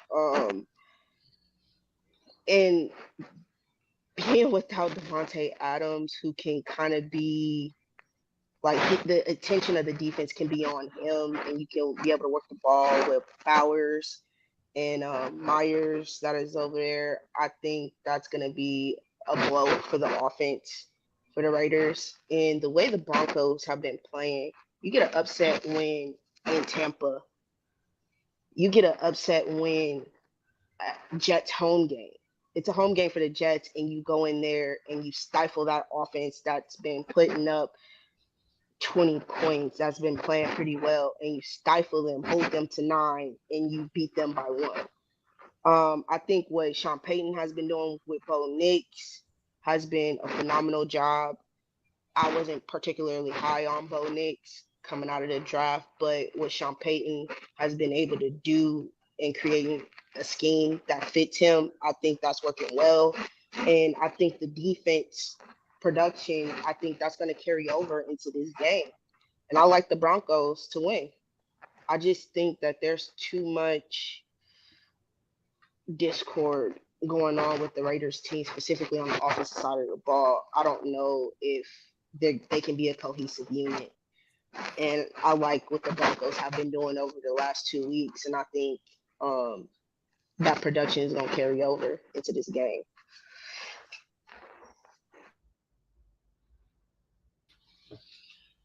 I think the Raiders have they need some more firepower, and I don't think that's gonna come this week. Just like Pop said, like without Devontae Adams, who can kind of open that offense up for the rest of the team, they kind of in like a tough situation at this point. Like they really figuring out everything on the go. You know what I mean? They really figuring it out. They're really figuring it out the hard way. So I don't know. I just don't know. It's hard to. Real quick, it just got reported Brandon Cooks was placed on IR. Ooh. That's not good. I mean, he wasn't doing shit anyways. Shit, they didn't need that though. I mean, he was barely catching 30 yards a game. It wasn't doing anything anyways. The funny thing is the Raiders are in disarray, but they keep winning. This is the interesting thing. They're 2-2. It's not like they're 0-4. Like they're 2-2. So I mean, they're winning. And I mean, like the Broncos to me, like I got to take the Broncos on a week-to-week situation because like some weeks they look really good, some weeks they don't. I mean, they beat the Jets, but they only threw for 70 yards. Like, I don't think that's gonna fly against the Raiders. To be honest, you're gonna have to be able to throw the ball more than that. But honestly speaking, I don't really know who wins this game. I don't even know the over hits or not. Like, I guess I'd pick the Broncos if you put a gun to my head, I guess. I wouldn't touch the over. I wouldn't be surprised if the Raiders won either, though. That's CC. That's the funny thing. I wouldn't be surprised if either team won. The over, the under is so low. This game should go over, but I'm not trusting either one of these offenses to be producing a lot of points, so I don't know. So if it was me, I would stay away from the spread or the over the under. Maybe you do some prop bets. Maybe you could bet on Jacoby Myers catches and yards. For the Broncos, I mean, you can bet on Javonte Williams or Jaleel McLaughlin's yards, I guess, because I mean that's the one they showed you in the Jets game. They're gonna run the ball. But yeah, this is not a game that I would be putting my money on. I'm gonna just be real with you. Well, when the man say he ain't betting on his own team, I mean when he ain't betting on any of the teams, you might want to listen to him. I mean, there's enough games on Sunday that you could bet on. You don't have to bet on this one. Yeah, I'm kind of with Mick. This game could go either way. They can go under, they can go over. I'll say this. Pierce seems to be able to get that team playing together. Like, it seems like the players do buy in to what he's trying to do over there. And they could play inspired ball this week and come out and play really well against the Broncos. I don't know. I would have to see it to honestly believe that. This game, I don't want to watch this shit. I don't even care about this. Like they both. I mean, all of the Raiders' good players are not playing. So I mean, and the Broncos are or butt cheeks anyway. So I mean, this is like don't nobody want to watch this shit, man. It's gonna be a nasty game to watch. I don't know, but it's gonna be disgusting. I'll take the under though. I'll take the under. It's possible to take the under. All right. Next game, Cardinals versus 49ers. 49ers favored by 7. Over under 48.5. Sir? We should win this game. Only person no, everybody's playing. That's eligible to play. Huff is back. Uh, Fred and Kittle were full participants, and uh, the Cardinals are dead last in pass rush win rate. They're dead last in total defense. So, you know, um, they can't stop the run. So we should beat them handily. Uh, I don't really care about that division shit with this game. They're a really bad team right now, and they got some injuries themselves. I don't know if Trey McBride is going to play or not. Um, he might. I'm not sure. I know he was limited Thursday. I'm not sure what he was yesterday.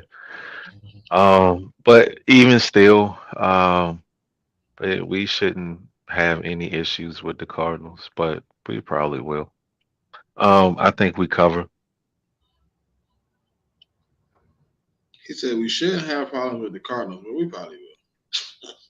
Yeah, I mean now if the Cardinals, man, I don't know. It's something about that little leprechaun dude, man. Like he just uh that motherfucker there, boy. He's a fucking headache. He gives us headaches. But I don't know. We got a little faster on the line, so we'll see. We'll see.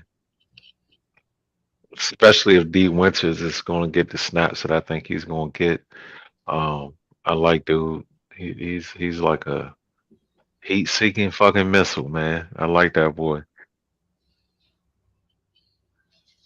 I think the 49ers should win this game also. I think they just a better football team than the Cardinals right now. Even without CMC being a part of this organization at the moment.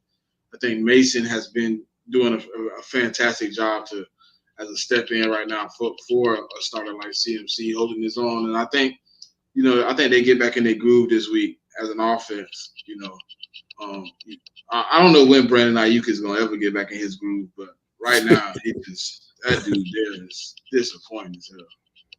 Like you ask for all this damn money, and then you come out and can't even show up.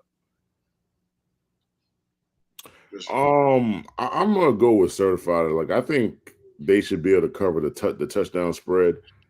The Cardinals over the last couple of weeks, man, their defense ain't really been able to stop nobody. I mean, Jaden Daniels went crazy on them last week. He went federal. I mean, Brian Robert. I mean, like everyone on that offense went federal last week on that team. And I just believe the Niners got a better offensive line than the Commanders. They, skill position wise, I mean, they pretty much have better skill position players. I don't see the only thing is like this is a divisional game, so I mean, like the teams know each other pretty well. But I don't see it for the Cardinals. I mean, the Cardinals had a stretch first couple games where they're playing well, and now the defense just can't stop nobody. And I'm not even sure they're going to be able to stop Jordan Mason in this game. And if you can't at least slow down the 49ers run game, that just opens up everything. And it could get real ugly real quick, in my opinion, if they can't stop Jordan Mason and like the Niners run game. So yeah. I would definitely take Jordan Mason for an anytime touchdown. I mean, Jordan Mason is coming to the CMC territory with the freaking anytime touchdown, bro. Like he's literally scores a touchdown every week. Literally what he does. So I would definitely go with him with an anytime touchdown. Anybody else on the 49ers is kind of, I mean, I do believe Debo is due for a touchdown because I don't think he scored a touchdown in a couple of weeks. So I think he's due. I'm not betting on Brent Ayuk for nothing right now because he really hasn't, like somebody said, he ain't showed up to the party yet. So if you ain't showing up to the party, then I'm not gonna bet on you, bro. Like, you have to show me 1 week first. So I mean that's the way I view it. But I also expect Marvin Harrison to get in the end zone, either Marvin to get in the end zone or Connor to get in the end zone. I mean, I think those are the two main guys that have been getting in the end zone for the last 2 to 3 weeks as well. So.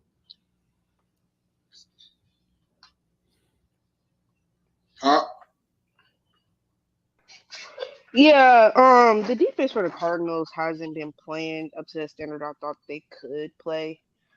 And because of that, with a healthy offense of the 49ers, I think they should handily win this game. I like Mason.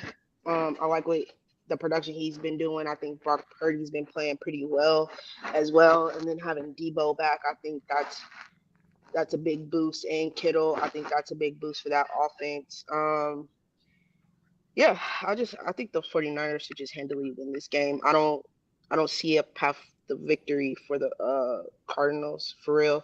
I just think the offensive side of the ball of the 49ers is going to dominate the Cardinals defense.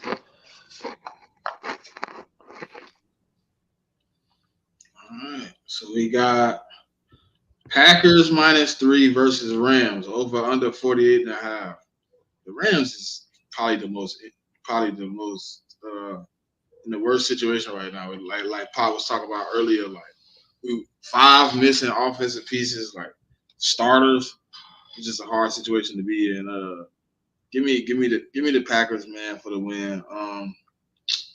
If this was a fully healthy team, I probably would be with the Rams. I think they would have probably had the better team, but I can't pick off of what's not there. So right now, the Packers have the more complete team. So give me the Packers.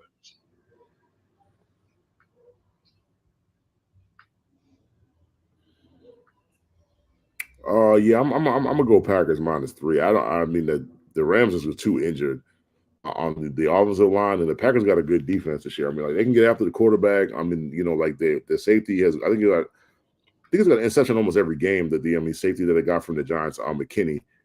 So I mean, last week they started off slow, but they kind of ramped it up in the second half, and then they got their team back in the game by getting stops. I do know that what Jordan Love is going to play. Romeo Dubes, I guess I got this story out that he's not happy with his role, so he just hasn't been going to practice for some reason, for personal reasons. So I mean, his stats is kind of up in the air for the game. But they still got Wicks. They still got Wicks and the Jordan Reed.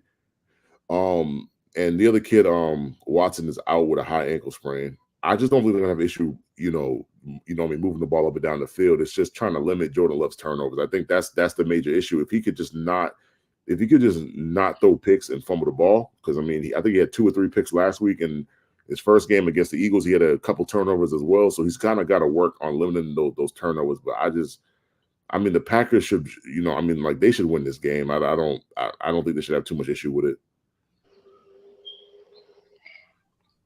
Yeah, I agree. The thing is, I know Jordan Love is going to have a couple of turnovers, and I believe the Rams offense could potentially capitalize, but you're just so depleted in the wide receiver room with the Rams. It's just hard to have faith in it. Like, I know Stafford can elevate the play of some of these guys, but I just think that what the Packers do, they don't really have a dominant wide receiver room over there. It's like you do have a couple of favorites like with Watson or Reed, but they try to spread the ball around. I think they have 2 solid tight ends over there that could kind of fill the void that you have with some of the talent they won't have playing in this game. And I think Josh Jacobs has been a solid running back for them. And with that being said, I do think the Packers should win just because I think the lack of talent depth that the Rams are dealing with right now is going to be an issue for them. Yeah, there's a lot missing from that team, but that team is depleted, man. Oh, they depleted. Yeah, what you think, sir? So the Packers should mop these boys, man. I mean, the Rams are kind of beat up. And just as much as I believe Jordan Love gonna give it up, I believe the same thing about Matthew Stafford. Um, but when we start lining up the talent, uh, Green Bay is lapping them right now on the talent side of the ball. Uh, I, excuse me. I don't think three is enough. I think this shit. I don't know, man. I just don't trust Jordan Love. Um, I don't see what people see. I see an overrated game manager. I see a poor man's Brett Favre. Uh, but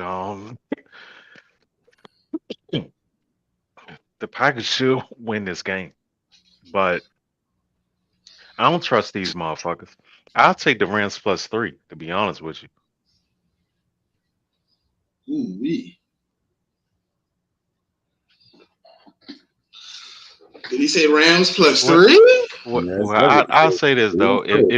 If it comes down to, I know that Matthew Stafford hasn't always come through when the lights get bright, but I have seen him come through.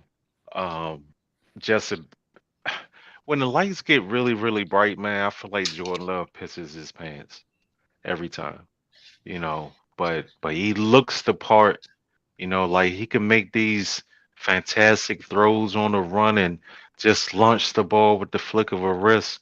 But when it's money time, when it's go time, this motherfucker looks like butt cheeks, yo. When they can't run the ball, he looks like butt cheeks. Like he's a fucking athletic game manager. Um, turnover prone, athletic game manager. But you know, Mm, okay. Wide receivers play better when Jordan Love plays. I mean, they was playing pretty good when I mean like Malik was playing too. I mean, they weren't bad. I mean, he just can't make the throws that Jordan Love can make. That's all. I mean, I expect the wide receivers to play better with the starter. I mean, that's why a starter is a starter, because he's better than the guy that played in place of him. But the conversations that I see Jordan Love in, I don't see the play matching up to the conversations and the hype and this and that. I've seen Jordan Love when they couldn't run the ball. We've seen Jordan Love when they couldn't run the ball. And what the fuck they look like? They look like ass. That's what they look like, you know.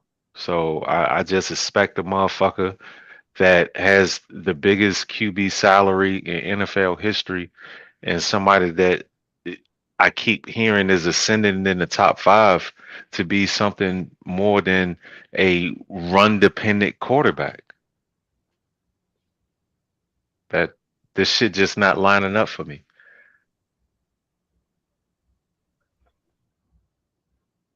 Hey man, it's the truth now. I mean, he is the highest paid too. I didn't even think about that. One of the highest paid. I know what's the call is highest paid, not right.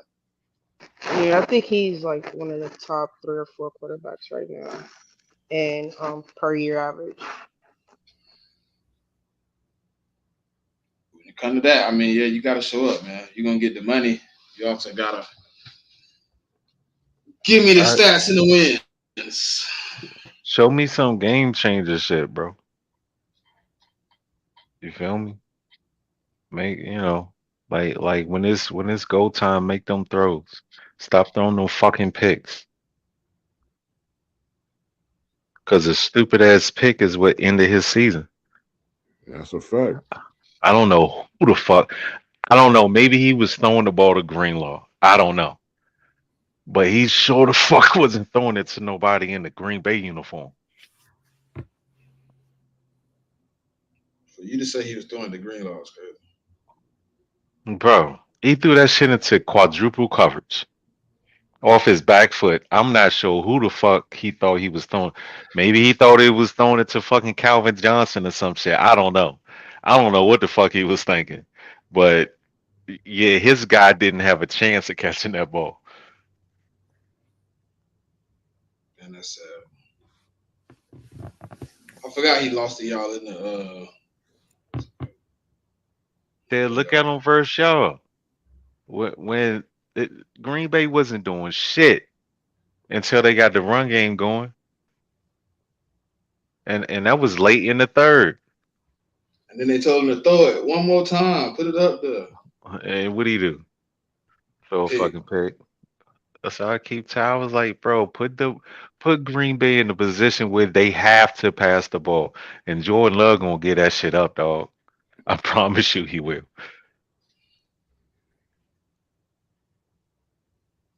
All right, so next game on the docket, Giants versus Seahawks. Seahawks -7, over under 42.5. Is this gonna be a good game without Malik Neighbors and stuff? I don't even know. I doubt it. If Neighbors not playing, dog, Seattle should run through these niggas. I mean, he's already been ruled. He was ruled out on Thursday or Friday, so he definitely ain't playing. He do.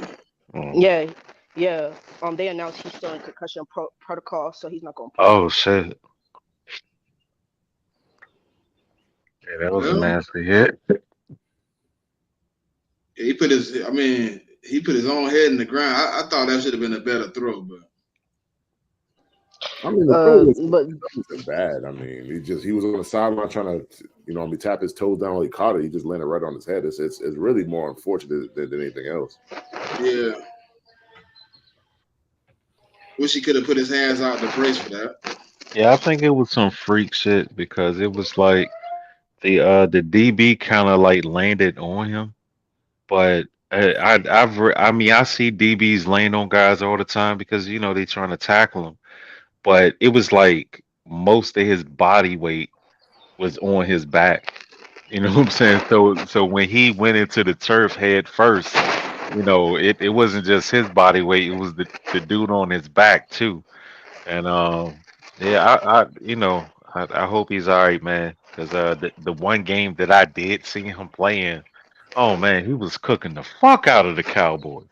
Yeah, I mean, but he's been cooking like that the whole season, pretty much. I mean, other than Yeah, the very first game, but other than that, the man. If it yeah. wasn't for Jaden Daniels, he probably would be the favorite for, rookie of the year right now. I'm gonna be honest with you. Y'all gonna be mad at me. I think that's my first neighbors game. Period. College or pros.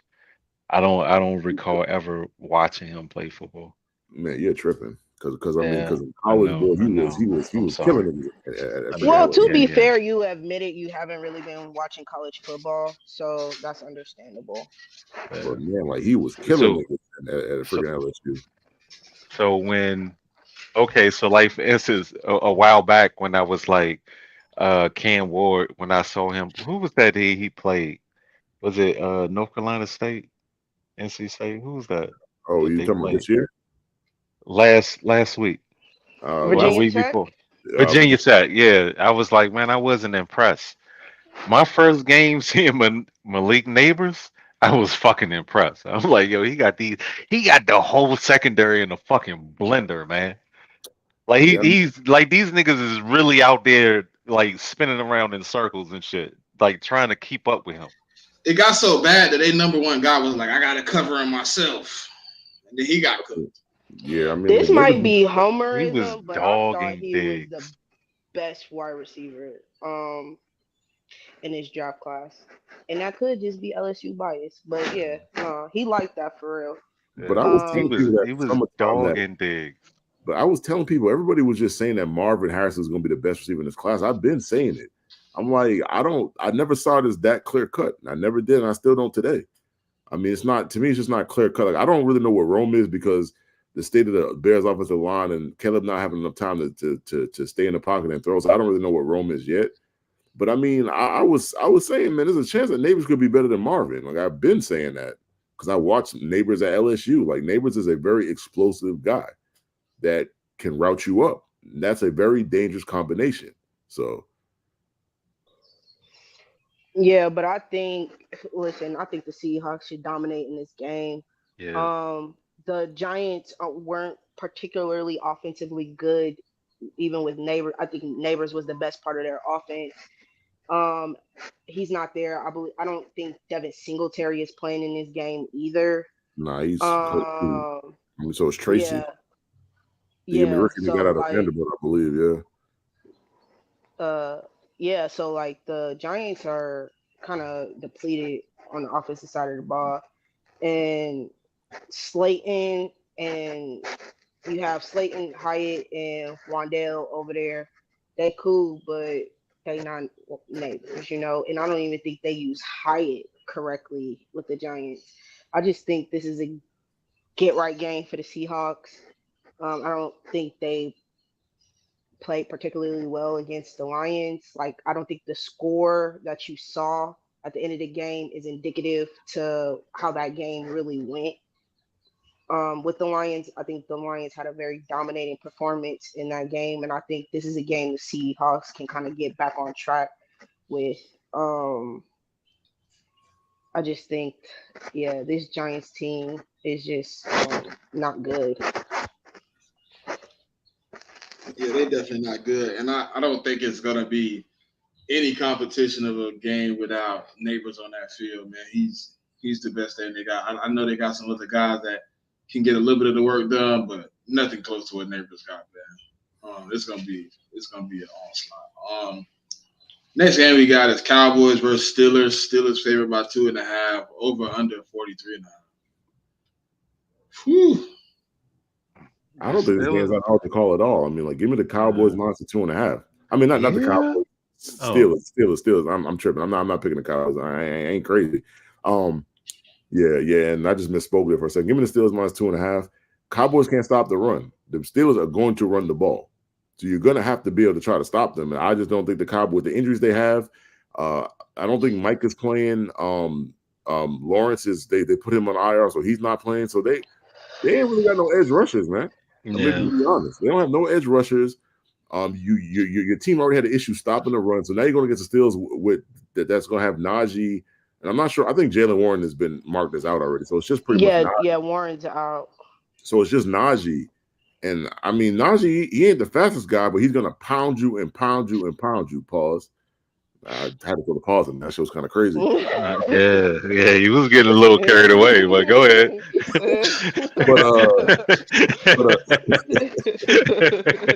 Yeah, like I just, and Justin Fields is gonna run the ball too. So it's like you can't stop the run. You stop the run against the Giants, that don't mean nothing. The Giants ain't really a running team, so that don't really mean nothing to me.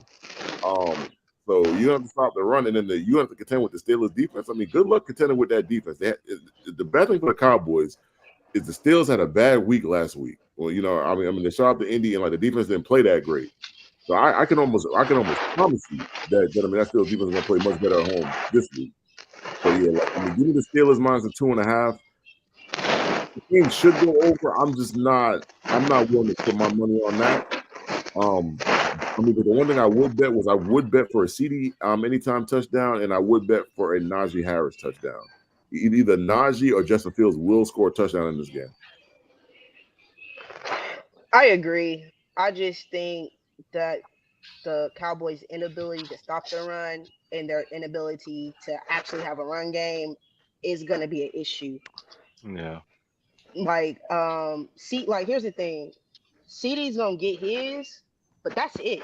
I just haven't seen the other guys in that wide receiver room step up, and you're without Brandon Cooks, who hasn't been particularly well, but that's still a weapon you're missing out of that room. So now you have Tolbert. I think they have another wide receiver, Flournoy. I don't think I'm saying his name right. And you have Turpin. Those guys have to step up in this game to give the Cowboys a chance.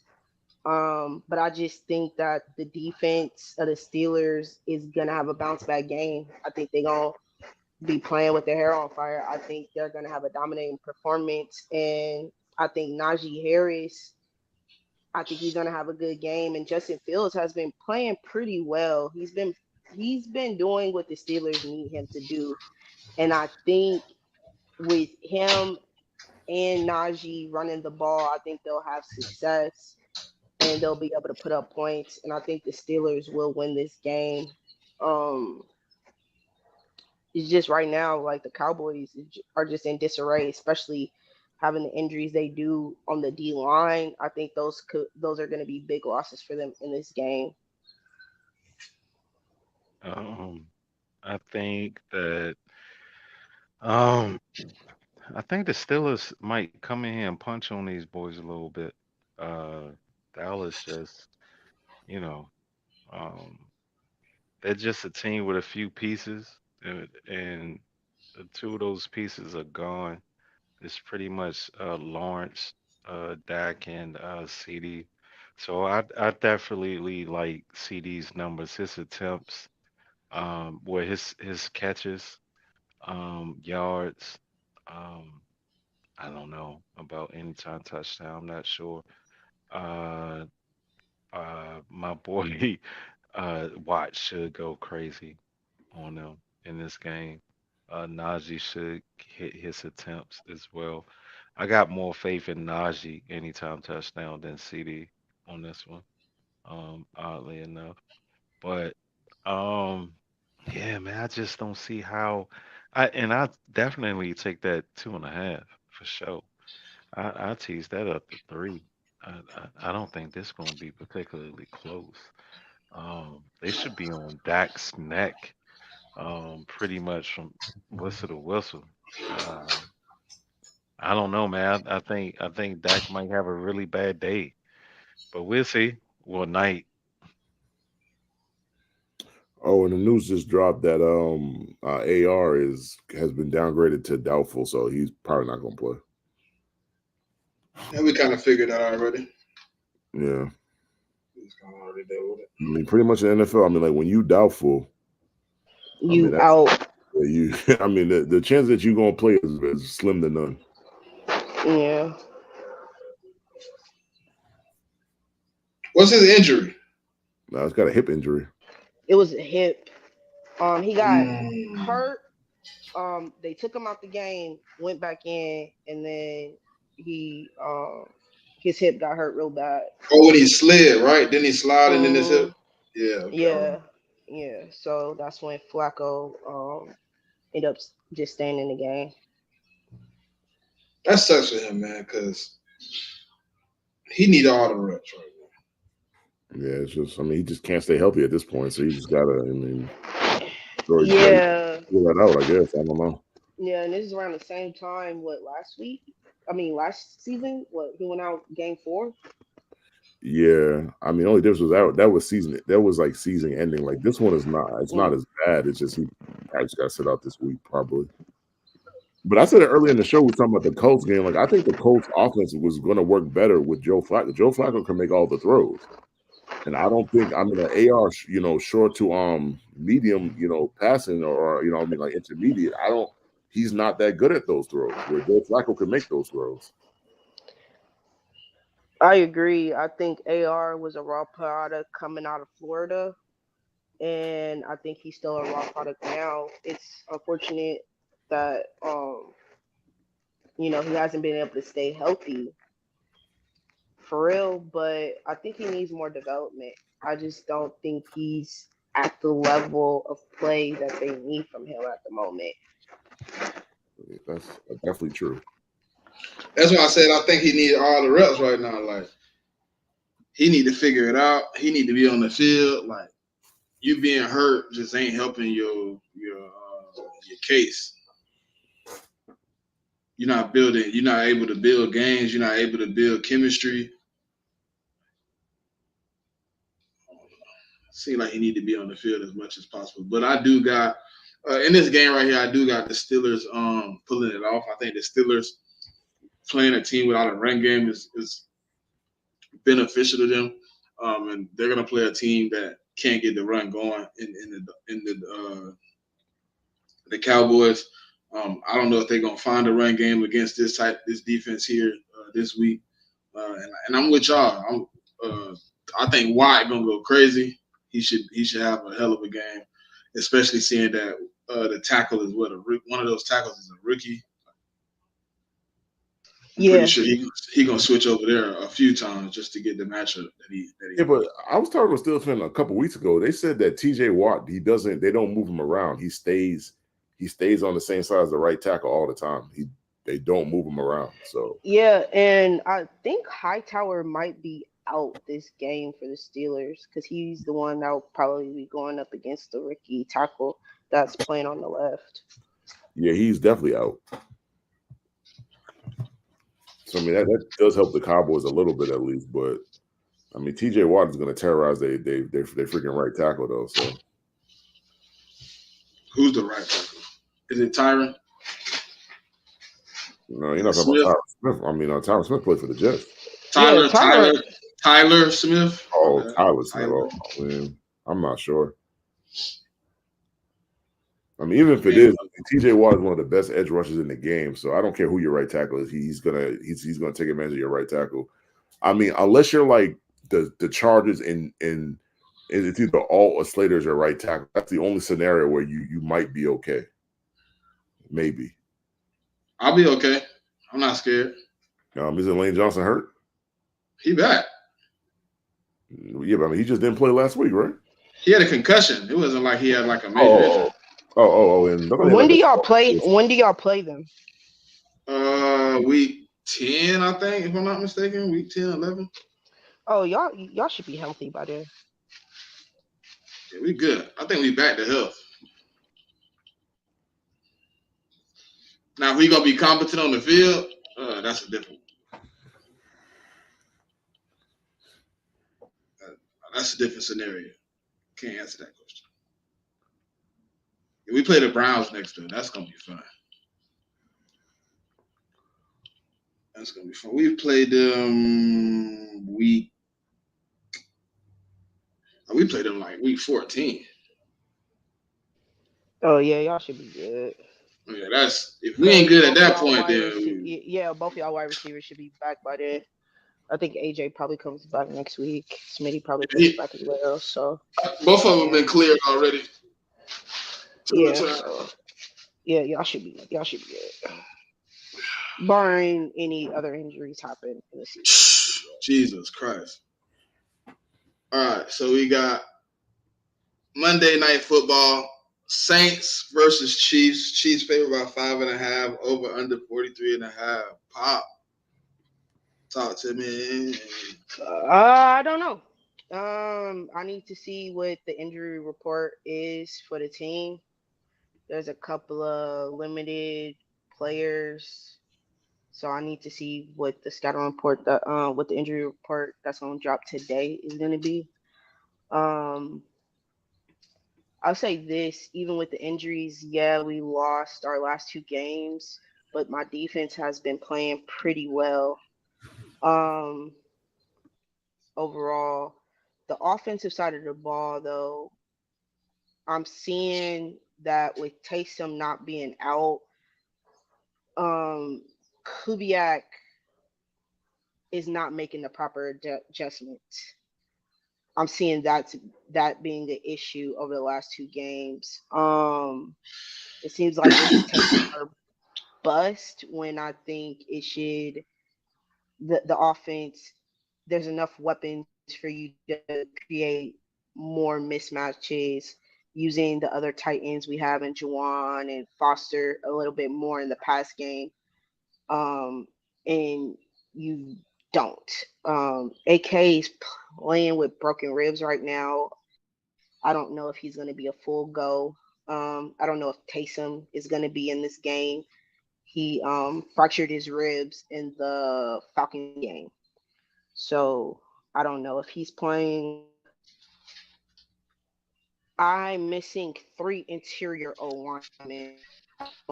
I know one is not going to be back for a while in McCoy, who's our center. Cesar Ruiz, he was out last week. I don't know if he's going to come back this week. I believe Demario Davis was able to practice, and he might be a go in this game. I don't know. There's a few injuries I'm looking at, and especially on the offensive side of the ball that I'm looking at to see who we have. I think this is going to be a close game.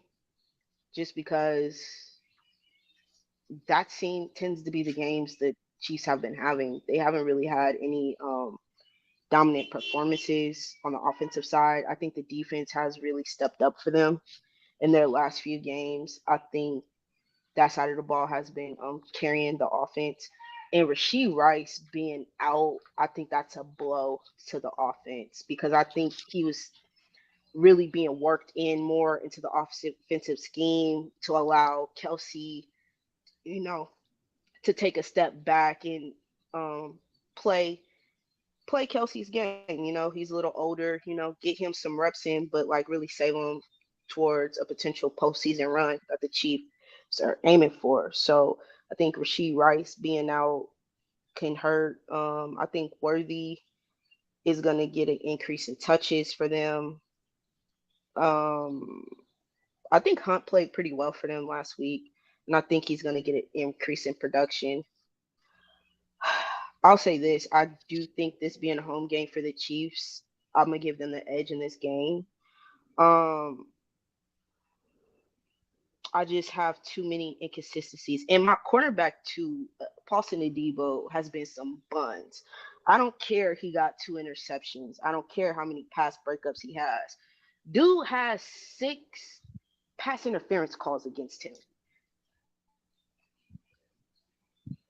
6? Like, that's not arrested. 6.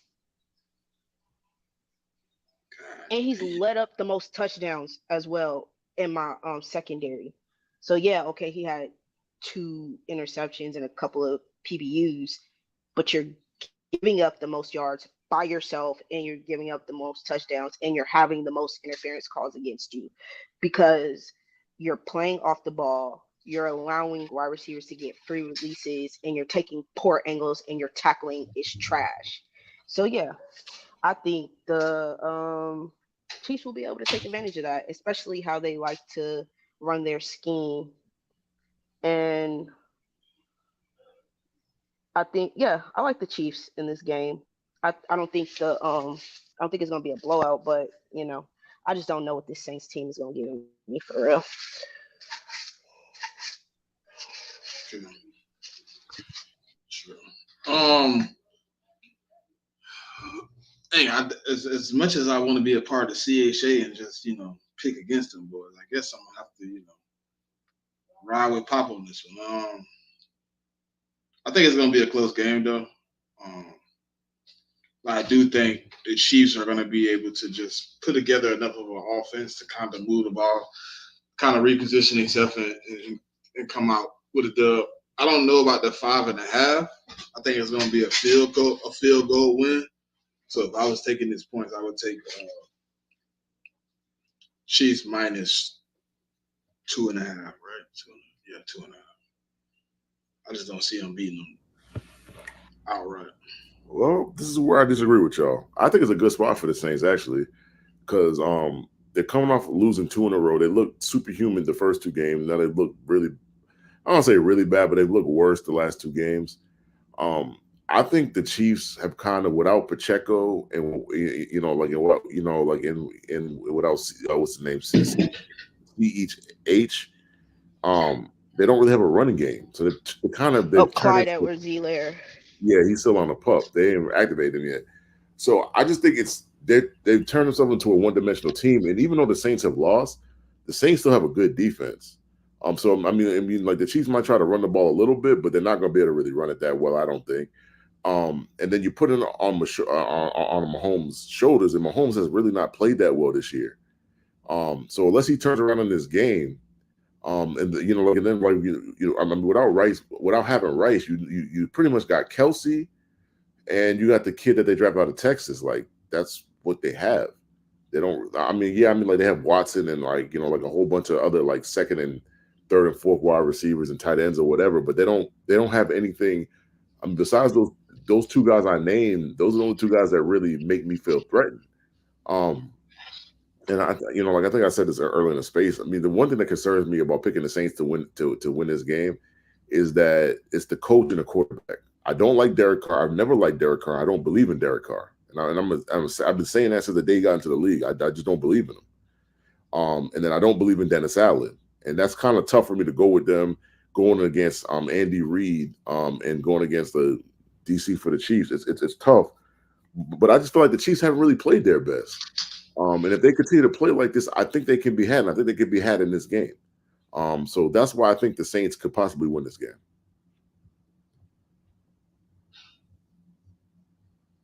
Certified? I think the Saints can win this game, but I don't know, dog. The Patrick Mahomes at home on prime time, though, you got to be damn near perfect to beat him. Even though they are playing bad, it's just I don't know, dog. I just don't like their chances. They got a chance just as good as anybody, but it's just you never know how Chiefs games are gonna go. So Yeah, Chiefs pull out the unthinkable game too. It's just really aggravating. I mean, but like to me, it just wouldn't. If they lose this game, I wouldn't be surprised because of the kind of football they've been, especially defensively, they've been fine. Offensively, they just don't. They don't look right. And then I mean, you toss it in with like Rice not being there. It even makes them even more like one dimensional. Where it's pretty much Kelsey and the rookie are broke because I mean Hollywood's not coming back right now. He's still out, and they don't. I mean, other than that, they don't really have a lot at the wide receiver position right now. So that's why I think that's why I think they can be had. And like I said, they haven't been playing well. I mean, like there was some of these games that they're I'll give them credit. They're 4-0. Like they find ways to win, which that's what championship level teams do. But then me saying that, I could also turn around and say some of them games that they won, they should have lost. So and they just I mean, like unless Mahomes turns into the old Mahomes, I just think they can be had. Yeah, and in those games, it was the defense that stepped up. Like if you look at that Falcons game, it was the defense that ended that game. You look at the Chargers game, it was the defense who made a play, made a stop, and ended that game. So the defense has really been closing these games out for them these last two games.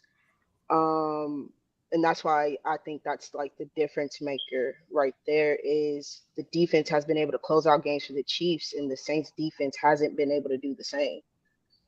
And I just think the best chance of the Saints got to hold Kelsey in check. If Kelsey go crazy and everything I said just is not going to happen. But if they can kind of hold Kelsey in check and make everybody else beat them, then they got a chance. Ember says Clyde was activated. He's been limited in practice. Yeah, see, I'm not sure if he's gonna play. Like, I mean, he's been activated, so like, so I mean, like that means he's on the active roster. So I mean, he might play.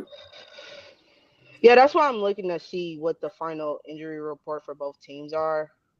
I think that might be dropping later today. So, I don't know for sure, but right now I have too many question marks for injuries on my team right now. Yeah, because for Clyde, like the last time they did the injury report was on the 4th, which was 2 days ago. Well, it was yesterday, and he was listed as out as of yesterday. So you got to kind of see how that goes. Yeah. Let's see. Texas A&M is putting belt to ass. Yeah, super belt. Man, they put belt to ass, man. They said what you and Smitty said about us. Show y'all. I was completely wrong.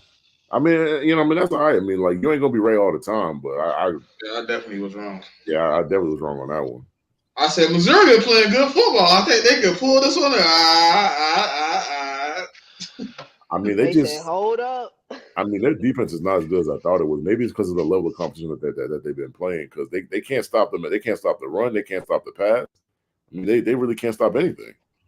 And that's the thing. Like, if you look at Texas A&M, they've been able to run the ball. They've been able to limit the run, for real. I mean, like I just look back at the Notre Dame game that Texas A&M had. They were in that game until the final 5 minutes in the fourth. Like, they've been playing, especially on the defensive side of the ball, they've been playing pretty well.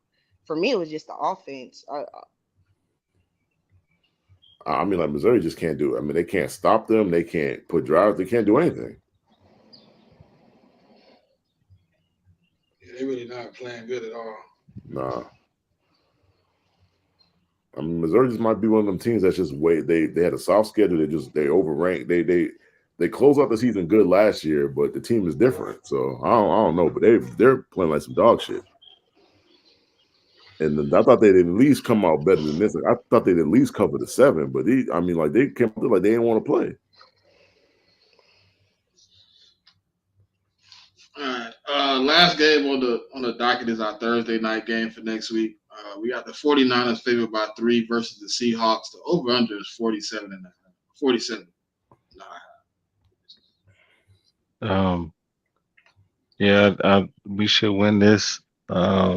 We've actually been playing better in Seattle with Brock than at home.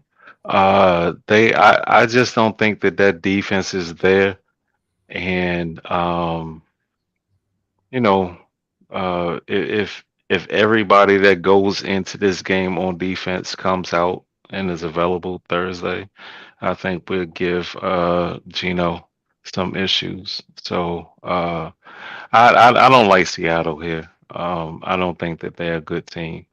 Yeah, I know they're like 3-1, but just looking at who they played, it should be. Yeah, I think we cover. I know Jordan Mason gonna get his numbers. Kittle usually has a really good game versus Seattle.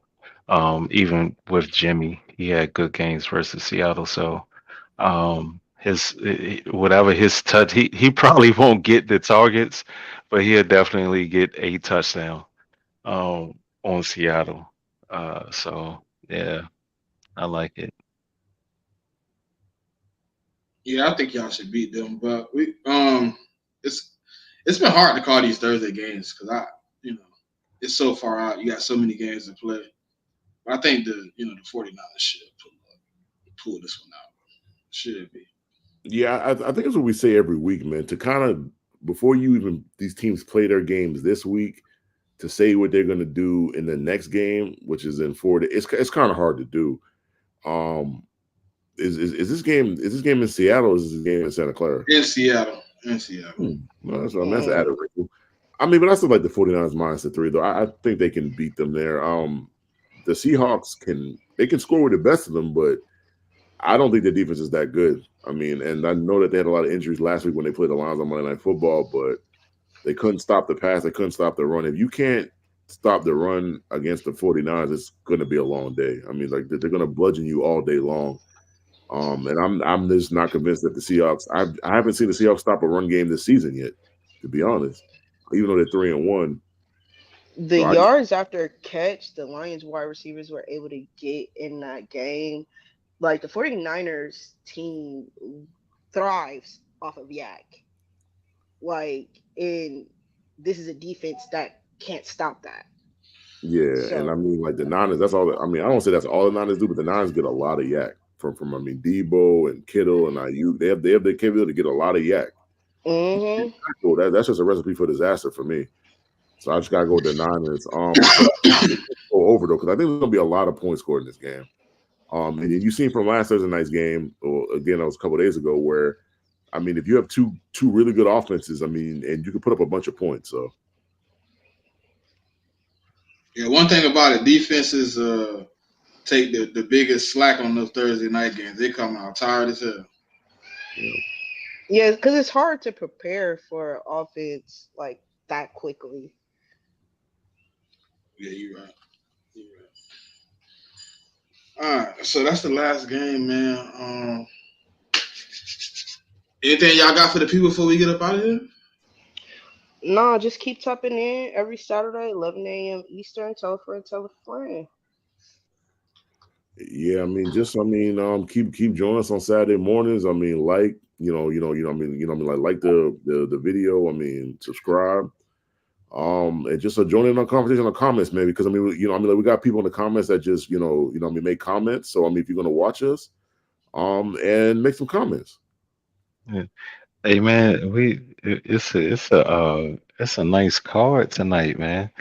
Um, I don't know. I hope to see some fireworks. I'm gonna say this real quick though.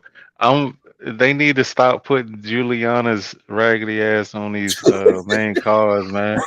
Like, Hey, listen, the banner. bruh, Listen, sir, bro. Like, I've been having this conversation since fucking Amanda Nunes retired. The women's bantamweight division is not good. It's very yeah, talent depleted. Eventually, Kayla Harrison is going to hold the belt. She's going to hold the belt for as long as she wants to stay in the UFC, and that division is buns. So yeah. they don't really have nothing.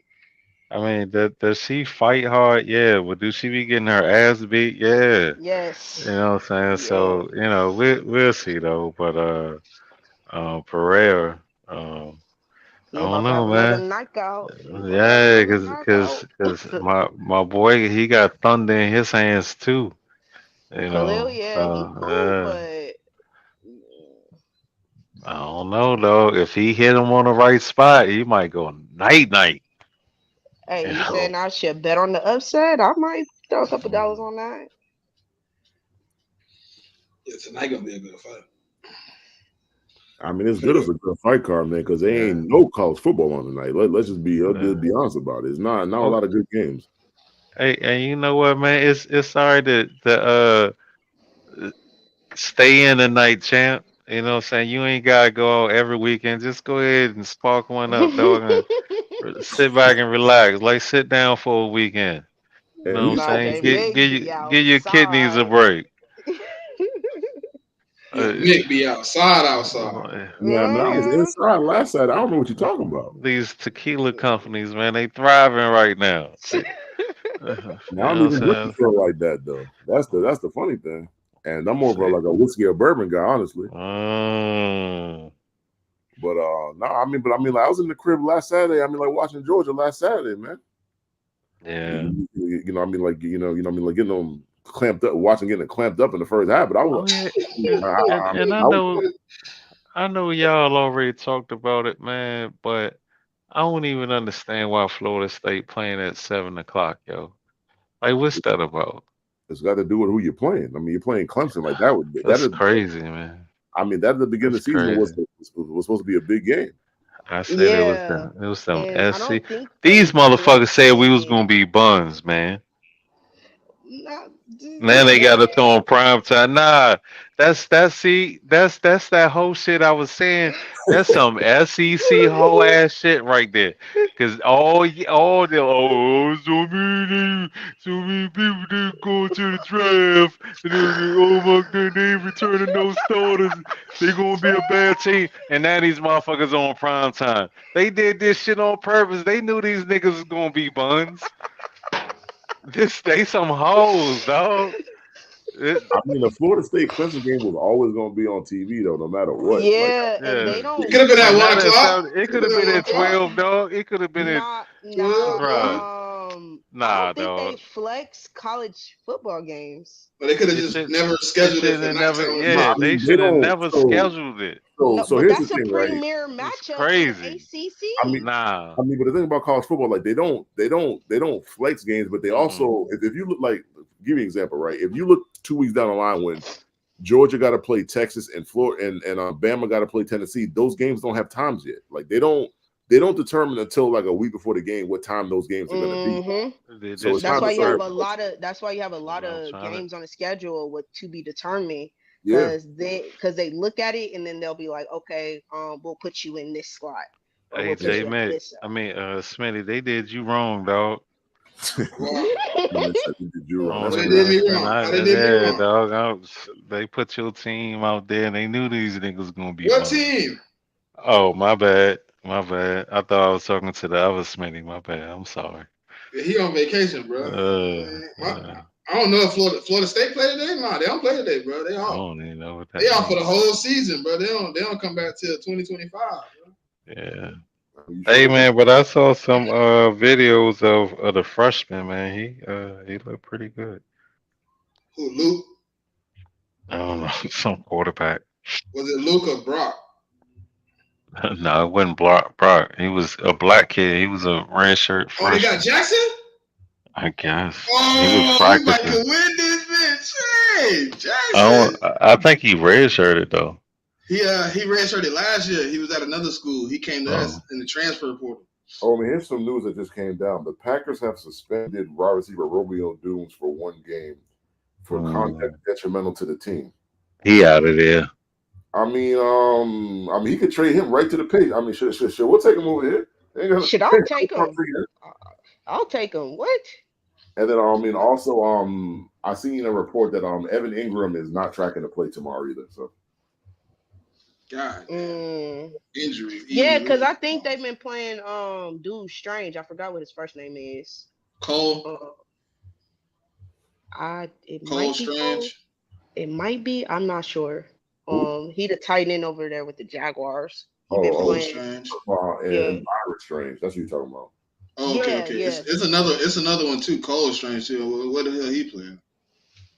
Yeah, Strange been playing for the Patriots. I mean, he's on the IR right now. So I mean, I knew it was two of them. Yeah, and I heard he's 4 weeks away from playing. Yeah, Strange been playing the last 2 games, I believe, for the Jaguars. He's been getting increased reps with them. He actually hasn't been that bad though. I think he caught a touchdown or 2. He's actually not. Yeah, no, he's been pretty solid. Like fantasy wise, I picked him up, and fantasy wise, he's been getting like a solid 10 points last couple of games. So yeah, that's all you need. There, solid 10. Yeah, from the tight end position, yeah. Give me 10, 12. That's cool. It surely feel like the tight end that I drafted, that one that played for goddamn Detroit, he forgot how to play football. So. Oh, talk about the one in Atlanta who I benched and he decided to have a great game.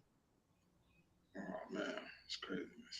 Yeah, but the thing about Sam Laporta is like if you watch the Lions, they're not using him the same way they used him last year though. No, they're definitely not. So I mean, I wouldn't. I mean, I drafted him on a couple of my teams, so I wouldn't, cut bait on him just yet. Like I'd give him a couple more weeks though. He got about 2 more.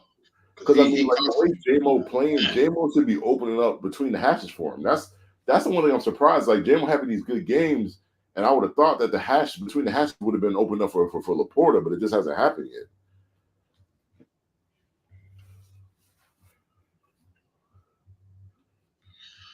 But yeah, man. We appreciate all y'all for being out here. It's 100 people in here with us right now, man. If you're on the Twitter side, if you haven't came to the YouTube side yet, click the link, man. Click the post on the page.